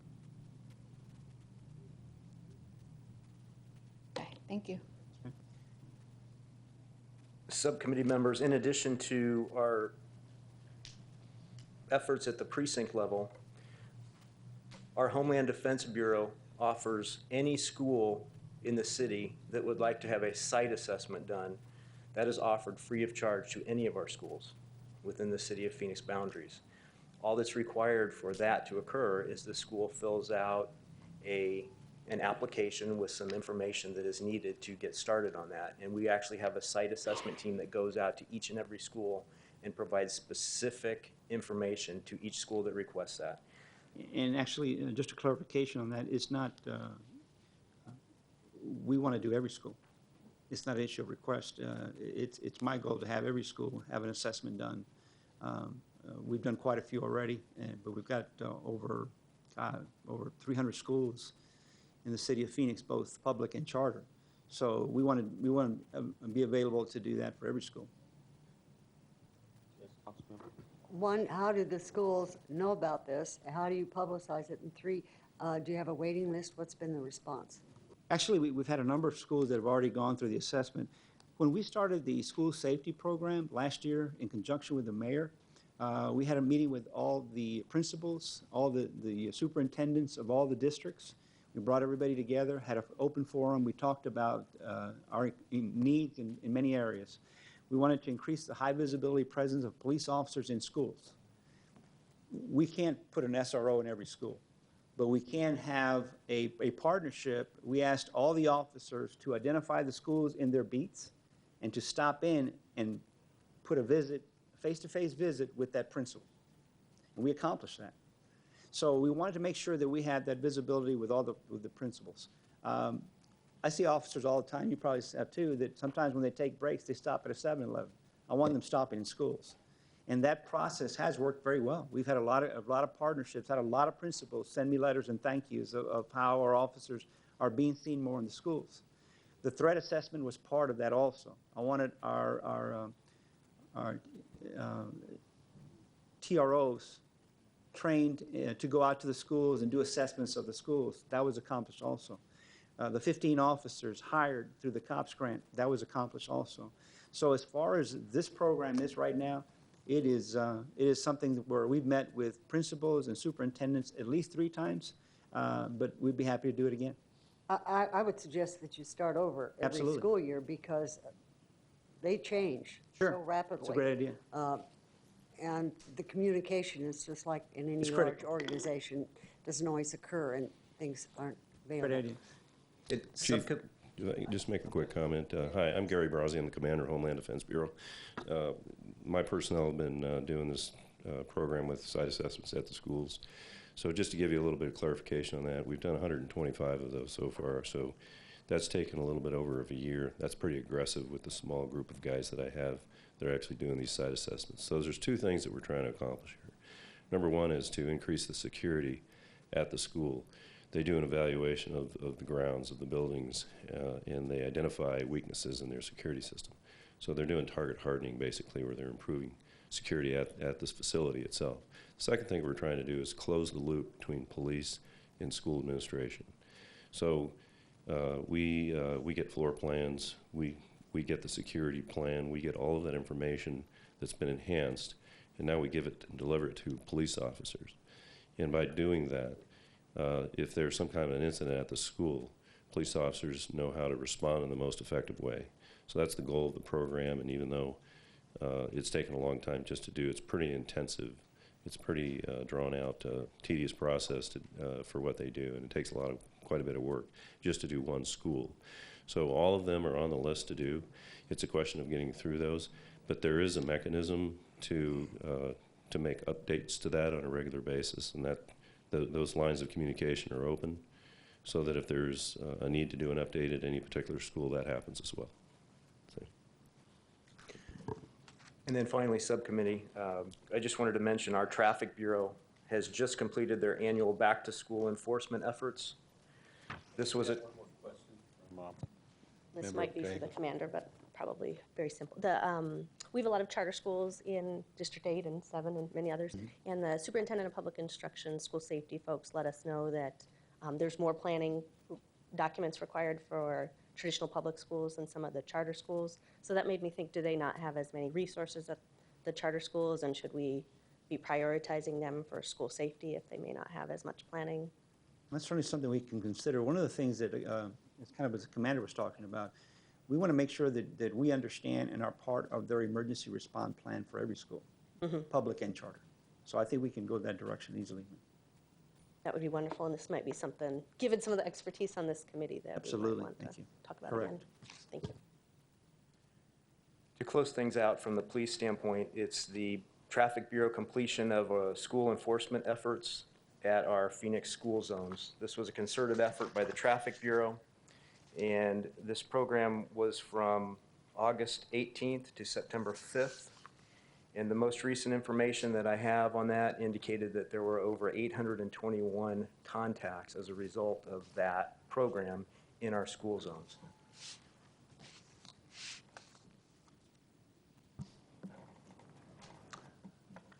All right, now, as far as our equivalent to the SROs, we have 6 community education specialists compared to 75. It's very small.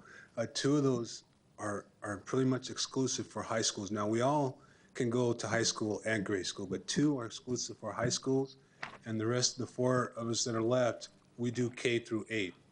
Our goal is to do assemblies where years ago, and I've been doing it for quite a while, years ago we would go from classroom to classroom and stay at the school pretty much all day. But back then we had like 11 community education specialists in our section. Now with only 6, we have to come up with methods to reach as many kids as we can, because our goal is to have the kids, to teach the kids in a manner to where they go home and they teach their family, okay? Because a lot of times reaching the family through the kids, it's a lot better than trying to go through the adults sometimes. So having the kids go home with the message and taking it to the family, the parents, they want to know what's going on at school anyway. So when they tell them that and they learn, they take the safety from school home. And also I want them to be ambassadors for safety. I don't want them to just go home and talk to their family. They got friends, yeah. What you learn today, tell them, you know. We don't just cover pedestrian safety, bike safety. I mean, in Arizona and Phoenix, I think we were looking at the map the other day. Someone brought me a map with red dots on it in Maricopa County. think there's almost 1 million swimming pools. It's like, wow. Wow. Okay, so water safety is one of our big subjects, okay? Water safety, fire safety, pedestrian safety, check first, which goes along with strangers, but as we know, what just happened in Kingman, a lot of times when a kid is missing, it's because of someone they know. So you always have to check with your parents first, even if you know them. So that's what we want to do. And there's, by doing assemblies, each assembly, like if I go to a school, most of the times, one day at a school, I will see close to 1,000 kids. So, and with just 6 of us, we see 125 schools each year. If there was more of us, we could do more, and we are still researching methods that we can reach more schools without actually being there, so. I have a question. Absolutely. I would like, do you have a list of the schools that have participated? So I'd like that list. I think all of us would like that list with our districts. And then in the back, it says, the presence of patrol officers in and around school campuses has substantially increased and is having a direct effect. What is the list of those school campuses? We're happy to get you that. And then, so you got, this is great efforts, and I think, you know, education is great. I would like to, and I'm sure all my colleagues would like to be informed of these efforts in order to know if we have the time to be able to stop by the school and be along with you guys to enforce the message. And if it could come in an advanced time, possibly a month in advance, so that we can all schedule it in. So for the future. Thank you. Thank you, ma'am. Any other comments? I just really want to thank you because I know that these programs save lives.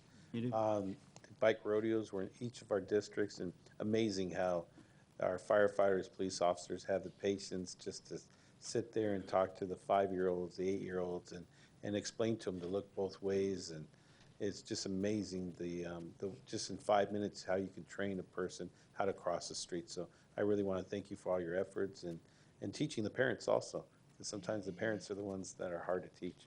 So thank you for all your efforts and everything you're doing out there. Thank you. Thank you, Council. We're going to be losing a quorum in about 7 minutes. So what we've decided to do is that we're going to be listening to, we have item number 12 coming up, and the rest of the items may be the gain events. If possible, we'll try to squeeze that in. But the rest of the staff that's here for the other items, I think we'll just reschedule it for next meeting, right? I apologize that we went over on time. But we'll listen to item number 12, the precinct redistricting. Councilmember, this is in response to former Councilmember Peggy Neal's meeting on June 11, 2014. She had some questions in relation to our response time and our reboundary and redistricting. The reboundary and redistricting for the city of Phoenix and for the Phoenix Police Department is critical to our department. Absolutely critical. As all of you know, our department is understaffed by over 500 officers. We believe very strongly, and that's why we met with all the council members individually on this issue, because it's an officer safety issue, and it will enhance our ability to respond and actually improve these response times as we move forward. So with that, I'd like to turn it over to Karen Contact, who does our response time issues. Karen? Good morning. Like Chief Garcia mentioned, we were asked in the June meeting to come back and bring forward our response times by precinct. So what I wanted to do first, because different agencies define priorities differently, is walk through our different priorities. We divided into 3 priorities. I'm trying to move this forward. So we have priority 1s, 2s, and 3s, and priority 1s are our emergency calls for service. So these are crimes that are in progress, they're happening right now, or they're a high degree of immediate personal danger, harm. Those are our priority 1s. So when we go into response times, we'll break them into priority 1s, 2s, and 3s. And I just gave you some examples of what these are. These are robberies in progress, burglaries in progress, they're in your house, that type of thing, sexual assaults. So these are our emergency calls. And so, whoops, wrong way, sorry guys. We also have priority 2 calls. Now these are, they have the potential to rise to a violence nature, but they are not violent at that time. They are still considered urgent or priority 2. So these could be a verbal dispute between neighbors. There's no fighting, no weapons, nothing, but they're arguing. So these could raise in priority level, and if weapons come out, they can bump up in priority as well. But those are priority 2 calls. Priority 3s are after the fact. So these can be you get home and your house was burglarized. Nobody is there. There's not immediate danger, not urgency in terms of somebody's on the premises. And then we have some calls that are even could be reported online. We have an online reporting system now. If you don't want to wait for an officer for one of the priority 3 calls, you can enter it yourself. These are identity theft, I lost some property, those type of thing, criminal damage. So. And Councilmember, if I can make a point here, we have priority 1, priority 2, and priority 3. The only priority that the Phoenix Police Department has a goal for in relation to time is priority 1. We have a 5-minute response time goal for priority 1. Priority 2 and 3 do not have time specific allotted for goals on those 2 issues. Priority 1 simply because it's a life-saving issue, an injury of life, injury of an individual issue. All right, Karen? So can I go to priority 2 and 3? Yes, ma'am. Yes. You just mentioned that that's, your goal is a 5-minute response to priority 1 and 2. Priority 1 only, ma'am. I mean 1. But 2 and 3, there's no goal. There's no goal, that's true. So I have had several neighbors, which I'm hearing from, having priority, I guess 2 and 3 burglaries, and have sat for hours just waiting for somebody to attend to them. So if there's no goal, then you could sit there for 24 hours. And I can comment on that real quickly. I'm Harry Markley, by the way. I'm the Assistant Chief of the Patrol Division. And we're going to go over in a couple of slides here the average times of response times for priority 2s and priority 3s. But I think the important thing to remember is that goal that the Chief mentioned of the 5-minute response time for priority 1s. The reason why we had that, and the reason why it's our goal, is because in order to go to those priority 1s in that amount of time, we have to be able to sometimes leave calls, sometimes not be able to get to the calls that would be less urgent. If someone's being injured or killed or murdered, that burglary is going to have to wait. If it's manpower dependent, it's location dependent, it is calls for service dependent. So yeah, that goal is really focused on the priority and safety of life. So we're going to go over the response times, the average or the median response time for priority 2s and priority 3s. And I would tell you that you go to hundreds of calls a year. There's always going to be calls that we respond to in 5 seconds because we're right around a corner, and calls that we respond to in several hours because we have a storm, we have a very violent incident that took a whole lot of manpower. We have any number of circumstances that can affect our response time. And one thing, Councilmember, just to clarify, when I look at our crime stats for the city, and I will tell you right now that the city of Phoenix right now, from a violent crime perspective, we're almost down 8% on violent crime. On property crime, we're almost down 8.9% on property crime. Overall, we're down 8% in crime, total crime for the city of Phoenix. Violent crime versus property crime, the most important is going to be violent crimes. The protecting of people's lives and injuries is primary one for Phoenix PD. When you look at the priority response to calls, priority 1 is focused on keeping people injury-free and not losing their lives. That's why we focus so hard on priority 1s. And I just want to really emphasize that because when you're doing police work, and folks, I've been doing it for 36 years, one thing I will guarantee you is officers, when they get a call for service, whether it's priority 1, priority 2, or priority 3, the majority of the time they're going to get there as fast as they can. It's just bred into us. That's what we do. Mr. Chair, sorry. I understand the priority 1, and I understand the importance of priority 1. However, how does it work if there's a priority 1 happening? They're handling priority 1, a priority 2 and 3 is happening. Now all of a sudden another priority 1 is happening, and then another priority 1 is happening. At what point, I guess, priority 2 become, I mean, I understand the violence, and yes, I would automatically put it in a category and say this is more important than this one, but eventually priority 2 and 3 are just as important in the sense of security. And Councilman Mawad, I would agree with you. if we can move forward on the presentation, I think the numbers will speak for themselves, that Okay. that on those categories, we do a good job. Can I ask a quick question? Because Absolutely. I've got to go. When you say 8% down, from what? From last last year? year? Yes, ma'am, from last Okay. year. And last year was down from the previous year. So, What's the percentage? yeah. Well, the first year I got here, we had a 3% reduction in crime overall. The following year, we had a 1% reduction in crime, and this year. This is violent. Priority No, one no, I'm type talking call? now, I'm talking overall crime right now. All crime. Yes, ma'am. I'd have to go back and look at those numbers, but I can tell you that the first year I was here, overall crime, we were down 3%. The following year, 1%, and this year, we're going to have an 8% reduction in crime or more. Because I heard a lot of that was property crimes, but I don't know if that's still true. So if you could give us the information, Sure, maybe we'll be a happy to do that. breakdown. You bet. And then, has it always been the policy that there is no response time for priority 2s and 3s, or has this been a change in the last few years due to the reduction in employees?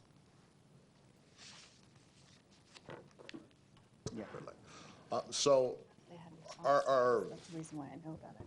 I think we're a little different than, for instance, we don't have a national standard for response time for police officers for priority 1, priority 2s, or priority 3s. In fact, I think if you look around the nation, you'll see most agencies gravitate towards a 8-minute response time for priority 1. So then you have to look at what they actually call a priority 1. But for us, generally, our focus is on priority 1 calls for response times as far as our goal is a 5-minute response time. So, Always been that And to way? answer your question, yes, ma'am, that's Yes. correct. It has always been that way in Phoenix. As a way of comparison, and I try not to do this because I'm a Phoenician now, and I've been here for 2.5 years, but I will tell you this, in Dallas, the response time for priority 1 is 8 minutes. Shame on you. Exactly. And when I talked to Darrell Stevens, who is the Major City Chiefs chair on response times, and I told him that ours was about 5 minutes and 42 minutes, he said, that's amazing. And it is. But priority 2s and priority 3s are just as important to us. And again, I think if we continue with the presentation, I think you'll see we're actually meeting the mark there as well. And we don't forget our priority 2s and 3s. If that's what you're wanting, they've been sitting there. That's an unfortunate incident. But we do have, like, our dispatchers, if they've been sitting for a long time, do call them up. Hey, this priority 2's been here for this long. This priority 3's been here for this long. They have certain criteria. It's not our official goal, but it's kind of a trigger for them to remind them this call is still waiting for you. So that does happen. Okay. And then if it is a priority 3, low priority, and it meets some qualifications, they can report it online. They don't have to wait for an officer to come out. So that is an option to them. What I want to do before we go into our precinct response times is just kind of remind everybody where the precincts are located. So Black Mountain is the Just for the obviously. sake of time, let's Just move- go let's- through it? Let's go to the Okay. precinct, I think response times. Okay, Because of so the time. it's on there. So you can see, literally, this is priority 1 response times from 2011 forward. And why we chose 2011 forward is we redrew our boundaries in the end of 2010, in August of 2010. So to keep things consistent, responding within the same areas, you can see. And I put from 2011 all the way to 2014, citywide, an increase of only 15 seconds. We are down to 140 first responders. Those are our first responders. He was talking 500 total officers as our highest to where we are now. This is first responders only from that 2011 to under 14. So we are maintaining priority 1, 100%. We are trying to be there just as fast as we've always been, even in light of our reduced staffing. And Councilman, if I make a quick point, if you notice on Black Mountain and Desert Horizon are over the 5-minute goal, we believe very strongly that this rebounding is going to address that and help us very strongly in that issue. So those are priority 1, citywide, a plus 15-second response time in over 3 years. And our biggest increase was a 37-second increase, so not even a minute increase, down 240 officers. So priority 2s, again, urgent in nature, not violent at that time, and you can see a little bit bigger. You're seeing that 240 decrease in staff is affecting us a little bit more here, but still overall, an increase citywide of 1.5 minutes, basically. The biggest increase you can see is the 2 minutes, I think 23-second, again, in Desert Horizon Precinct. That's the biggest increase from 2011 till now in our priority 2s. Now, priority 3s, those are the ones that you may be feeling from your people, telling you those, if it's happened already, they're not urgent, they are waiting to make this report. That's our bigger increase, citywide, an increase of 8.5 minutes. And then our biggest increase was actually in Maryville, waiting for priority 3s to happen for us to get out to the scene, 13-minute increase from 2011. So that's where we're feeling it. We're still trying to keep the priority ones. And Councilmember Pastor, you make your question regarding burglary is very intuitive. As I was looking at these numbers, one of the things that I've considered doing is moving the burglary up to priority 2. That is something that I am considering for 2 reasons. As I said earlier, the primary goal of the Phoenix Police Department is to keep people from losing their lives and being injured. Burglaries in themselves, I think if we can move it from a priority 3 to a priority 2, number one, it does gives us an opportunity to arrest the individual, and arrest behind death, injury, arrest is our third priority, and that's the way it should be. So I would like to move it from priority 3 to priority 2. It is something that is within my purview to do, and the other piece of it, it increases our opportunity to make an arrest, and it's best for it's a good measure for our service to the community. So it's something I am going to be considering very strongly. And I'm sorry. I just feel like if I'm a burglar and I go burglarize a home and I sit a while back or so whatever, observe, right, and see, okay, they're not responding, so I have this much time to now hit other homes. Yeah, I'm giving them credit in the sense of them being strategic, but. And that's a good point. But folks, let's also not forget that in some of these burglaries and other calls that come out, in various calls that come out, priority 1, 2, and 3s, sometimes we are just around the corner. Yeah. And we make thousands of arrests, on-view arrests of burglars. We do. But I would like to increase that priority. I think it's something that I had dialogue with Chief Markley about yesterday. And quick comment, and I'll let Karen go, but I think there's a distinction to be made from a burglar or a burglary that's occurring. If your neighbor says there's someone burglarizing that house, that's a priority 1. And we're going right now. And that's a very good point. If it's, most burglars are discovered after you come home from work or after you come home from vacation, so that exigency is usually not there because that person is gone. But I can tell you, one of the things we did overhaul, and I did it myself, and it's our radio dispatch protocol. You know, we had a very big focus on beat accountability. Officers take care of their beats, take care of calls in their beats. Well, when you're down over 200 first responders, it gets a little difficult to do sometimes. So in the past, if we had a burglary that was holding, but that beat cop was busy taking another call, and he was going to be busy for a half hour, we'd hold that call till that beat cop was available so we could take the call on his beat. We don't do that anymore. If we've got an officer that's available, that's in an adjoining beat or within that same squad area, and that call's been holding for a while, we'll call that officer, regardless if it's in his beat or not, and say, you need to take this call. And that was a huge culture shift for the Phoenix Police Department when we did that. When did you do that? We did that over a year ago, about a year and a half ago.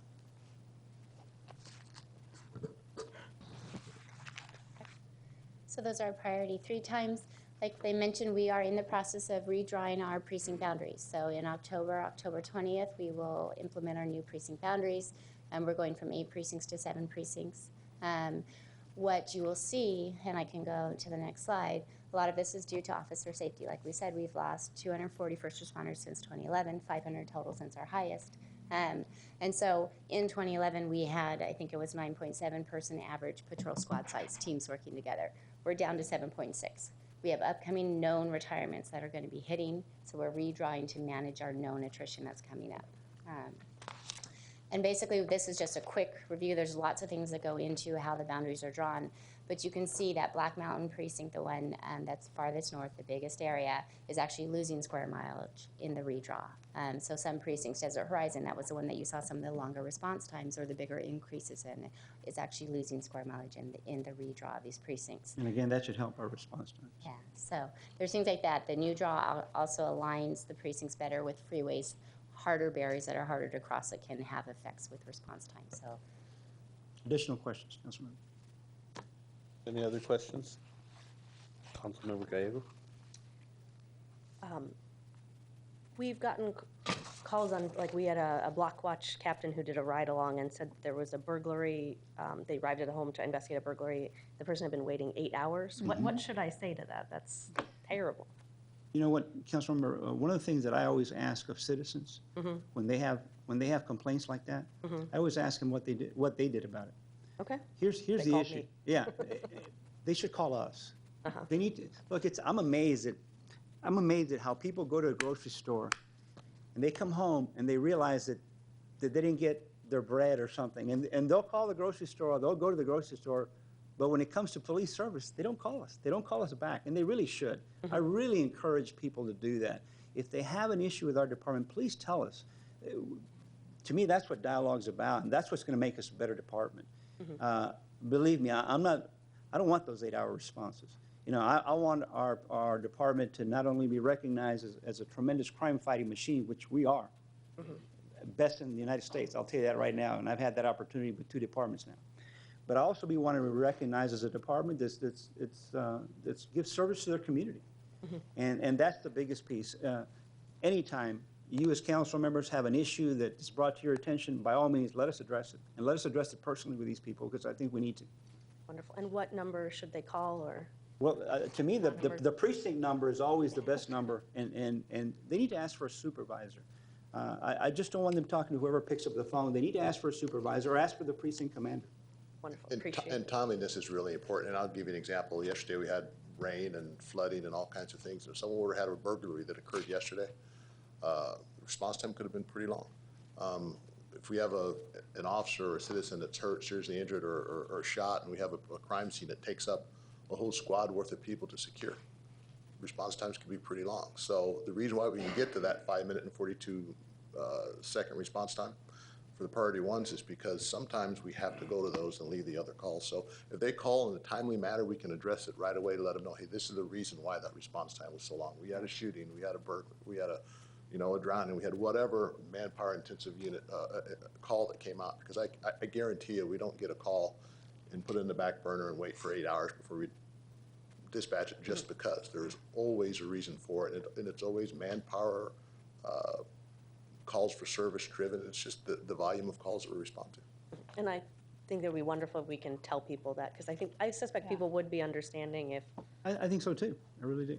if they have a little bit We're certainly open to that, Councilmember. of information Absolutely. about why it's happening. But that comment did come from the southern portion of my district, which is very concerned about Absolutely. response times and worried that combining with Maryville precinct will make it worse. I clearly understand.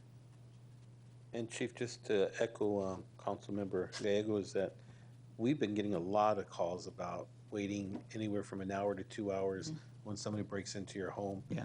And people are just afraid to walk into the house. Right, no, I agree. And that they're waiting, especially with the rain and stuff. I know that there was other priorities, but these individuals are sitting in the car with their kids, and they call 3 or 4 times, and they say, well, we're sorry, but they're on another call. Again, I think I think the burglary issue should, I'm gonna move it to And higher the other priority. thing that I think we're it's hearing a lot of is that they're getting, actually, police officers from other precincts are actually coming in and fulfilling that. So I know that we have, our police officers are doing everything they can, and the commanders with the shorthands that, they're shorthanded, right? And I think it's Yes, up to us to figure out a way to hire some more officers. I think that's what the bottom line is. But my biggest concern is combining Estrella and Maryville and just having Maryville precinct cover Levine and Estrella. They believe that people are driving all the way from the precinct. They don't know that it's the Estrella Mountain Precinct. I think the name needs to be changed. It's either Estrella Maryville Precinct, or I'm not sure what we need to do there. The other thing is, how do we think outside the box where maybe it's not police officers going to, after somebody's been broken into, taking the fingerprints and calming those individuals? If we can maybe use civilians, I'm not sure. But I think we need to start becoming creative, because these individuals are being scared, and we have to find the funding to hire more officers. Thank you, sir. Yes. Councilwoman Neely brought this forth. Have you met with her and gone over this data? No, we were anticipating she'd be here and we could deliver this message, but I'm happy to But you follow up. will call her and Absolutely. go through all this with her? Thank you. Absolutely. Be happy to do that. Is education still happening with the redistricting piece? No, ma'am, at this point, we've made a number of meetings, community meetings, of course, and met with our council members as well. We're moving forward now with our October 20th date of our rebounding our precinct. So can I get a report of the concerns that the community had and how they were We're handled addressed? Absolutely. or addressed? Yes, ma'am. A question just to our Assistant City Manager. Now, the boundaries, are chiefs allowed to create his own boundaries, and does it have to go in front of the council, or is that the priority of the chief? Preview. Thank you. Mr. Chairman, I'm not aware of a council requirement to put district boundaries in an ordinance. I've never heard that that's a practice here. I can double check that, but I'm not aware that that's a requirement. Council members, if I may ease any concern here, first off, this is a necessity for our department that let me be very frank with you. This is not something that I don't think, this is a must do, this is a needs issue, not a wants issue. And I have to be very clear with that. I'm in charge of making sure that my officers go home every night. And when I lose an officer in the line of duty, I'm the guy that has to address that family and tell them that we lost an officer. I brought forth a plan that I believe wholeheartedly in my heart that it is the best, not only for the safety of our officers, but also the safety of this community. I ask you to trust me as your police chief to move forward with this plan, but I also ask you to tell you that I will keep my hand on the pulse of this plan. And if it needs to be revised, I'll be the first one to come here and sit down with you and revise it. I'm absolutely 100% appreciative of the support you've given us, not only in allowing us to start hiring officers again, coming here in 2012 and being told that I couldn't hire officers until 2015, actually 2016. That's quite a mission for any law enforcement officer, for any level, chief level officer. I accepted that because I believe not only in this department, but I believe in the men and women who do police work for the Phoenix Police Department. But I also did it because I felt very strongly about my abilities to lead this organization, and I'm committed to that. But again, as we move forward through this plan, I can assure you that I am open to sit with any of you at any time and hear your concerns and come back to you a year from now or 6 months from now and tell you this is what we're seeing and this is how it's working. In relation to response time, in relation to fighting crime, in relation to saving people's lives. I am absolutely 100% open to your suggestions and your help as we move forward on this issue. And Chief, I just want to clarify that, we believe in your leadership. That's why we have you here. One of the things is that I want to get to the root cause. I think the root cause of this is that we don't have enough police officers out there. And how do we, as city leaders, advocate to get more officers or find that way, are the resources to hire more police officers? Because, cutting down on the precincts, I know that it's a safety issue, and you want to make sure that your men and women in uniform, and we do, are safe. But at the same time, how do we make sure that the individuals that are being broken into their homes or being assaulted, they have that response immediately? And I know that's your main goal. So how do we help you to get to that goal? Chairman Nowakowski and Council, I appreciate that. And I know that throughout the years that I've been here, I've had your support, and I recognize that 100%. 100%. I appreciate it very much. Any other comments? I just want to make a comment. Chief, I don't think it's a question of what you're doing. I think it was a matter of process because I learned this from my block watch people.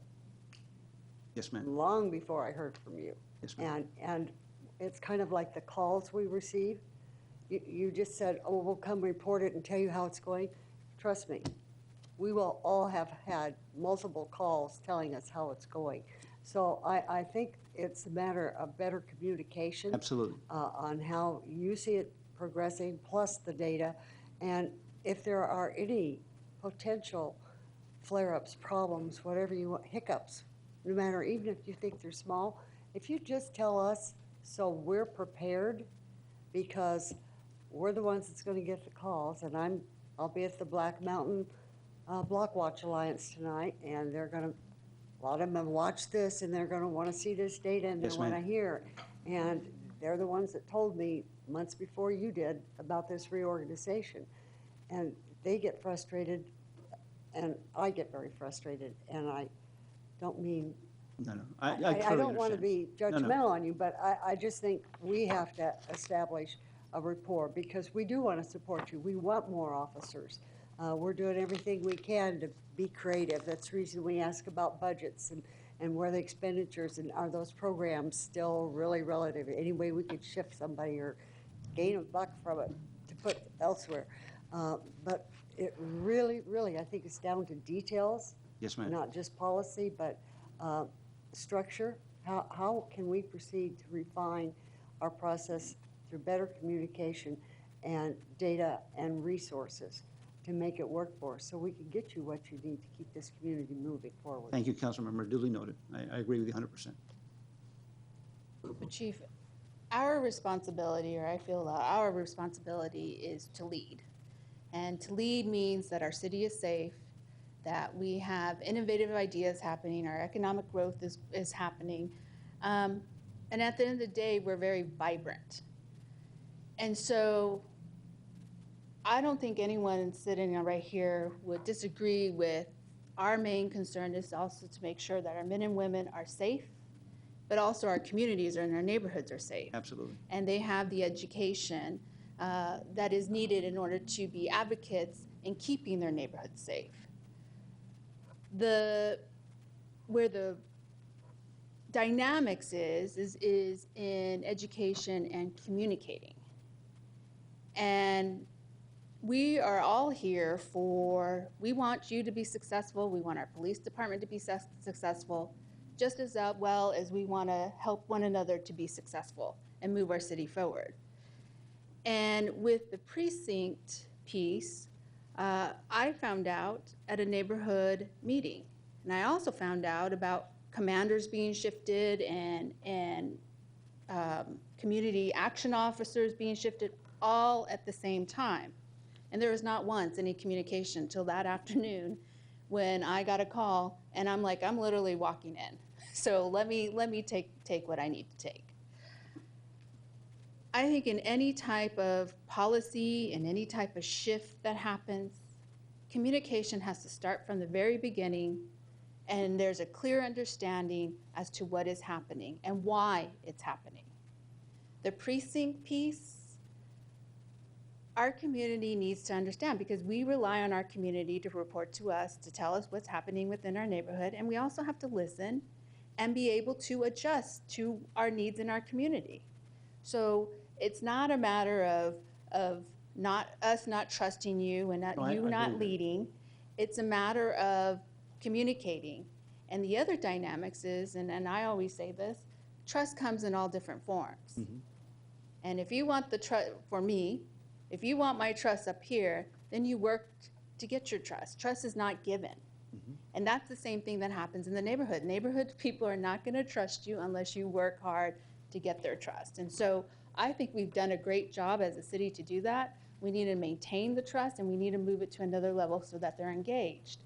And we need to also protect our officers that are out in the streets, and making sure that they have what they need, and also be able to have the resources of the wants, and be able to, we want more officers and we need more officers, but how are we going to get there when the revenue is not necessarily in point with Right. us? And so we need to become, as Councilman Nowakowski has stated, innovative and figure out how we're going to do that for the future. So I'm just repeating what my colleagues have said, but I just needed to say it. Absolutely, Councilman. I clearly Thank understand. Thank you very much. Any other comments? Thank you, Chief. Thank you all again for your support. I appreciate it. Chief, you stay just really quick, maybe the GAIN event? Yes. If we can actually just give a little announcement. Yeah, the GAIN event is going to be October 18th. We have a pre-GAIN event that's going to happen at the Metro Center. Councilman Williams, your location, on October 4th from 10 a.m. to 1 p.m. And again, our GAIN event is October 18th. Lieutenant Tucker, anything else you want to add? Very quick. Council, we just wanted to say how excited we are about this year's GAIN events that are coming up. We are going to have the pre-GAIN event, the kickoff event at Metro Center Mall, 10 a.m. to 1 p.m. on October 4th, which is a Saturday. This will be the second annual event. Last year was the first one, and I'd like to introduce Deb Iodice. She is one of our detectives from Community Relations Bureau, and she had the brunt of the work when it came to planning our first annual GAIN kickoff event. So our intention is to continue with the tradition, improve, increase our attendance, and so that this event will be better than last year's event. In addition to the GAIN kickoff event, GAIN will be 2 weeks later on October 18th. Our shop, the Community Relations Bureau, plans on putting out a list of those events. We will, as we've done in the past, we'll make sure that the council receives that list. The list will include the event locations, times, and contact personnel, and as we've done in the past, we will split those lists up by district so that all of the council will have events in their district. Our anticipated time in getting that list out is the second week of October. Typically, that's because there's still events that are occurring, and we just want to make sure we capture all of the events so that none of them get left off. Thank you very much. Is there any other comments, or? I just want to make a suggestion. Absolutely. Because I love the GAIN events. Can we make it GAIN month?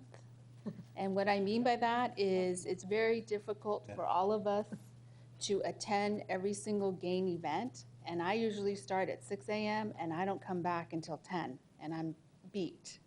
And I also don't get able to give the quality of time to the neighbors or the neighborhoods that I would like to spend. I fly in, fly out, fly in. So I would like to plan for next year for GAIN month, and that way it's different Saturdays. That's an interesting point because, for example, Arcadia is having theirs October 11th because they can't do the 18th. So I think that's a suggestion that we can certainly go back and kick around. I like that. Councilmember Williams? I think we talked about Deja this vu, last right? year. Yeah, deja vu. We've been there, and it also made it easier for you to allocate some of the resources, whether it's police or fire, when you could spread it over 4 Saturdays that. rather than just That's one. a good So I idea. think, I am absolute agreement. I think that's what we need to do. Consider done. All righty. Thank you, Chief. Anything else? I think the meeting's adjourned. Oh, well, hold on. Oh, wait, future agenda items, I'm sorry. Future agenda items.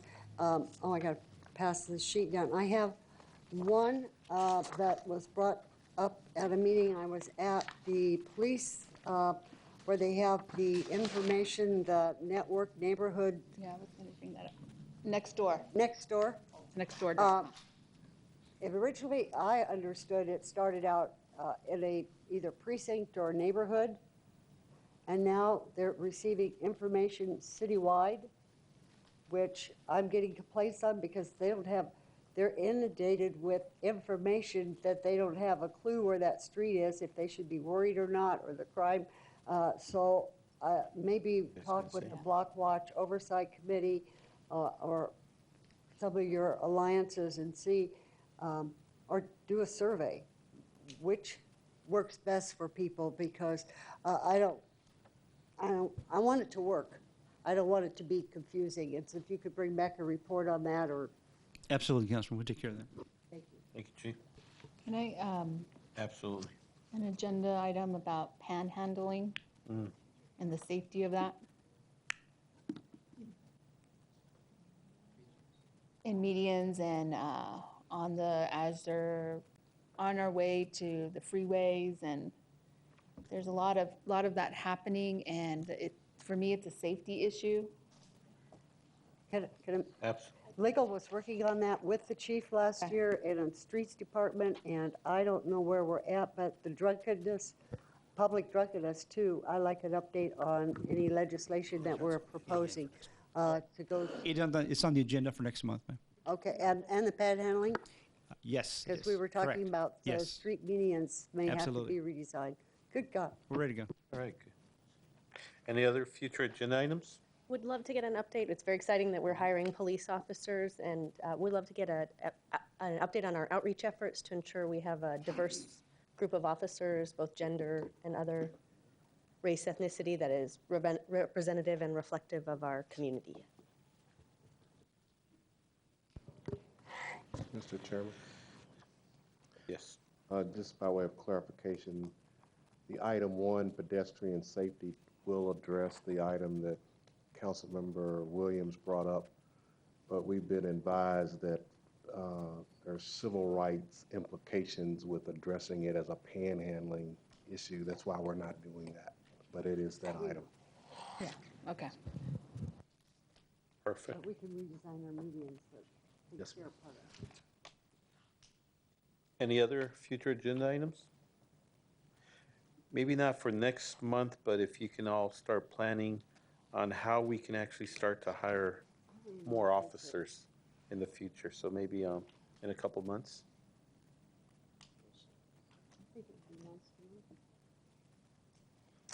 And I think anything else? Meeting's adjourned. Thank you.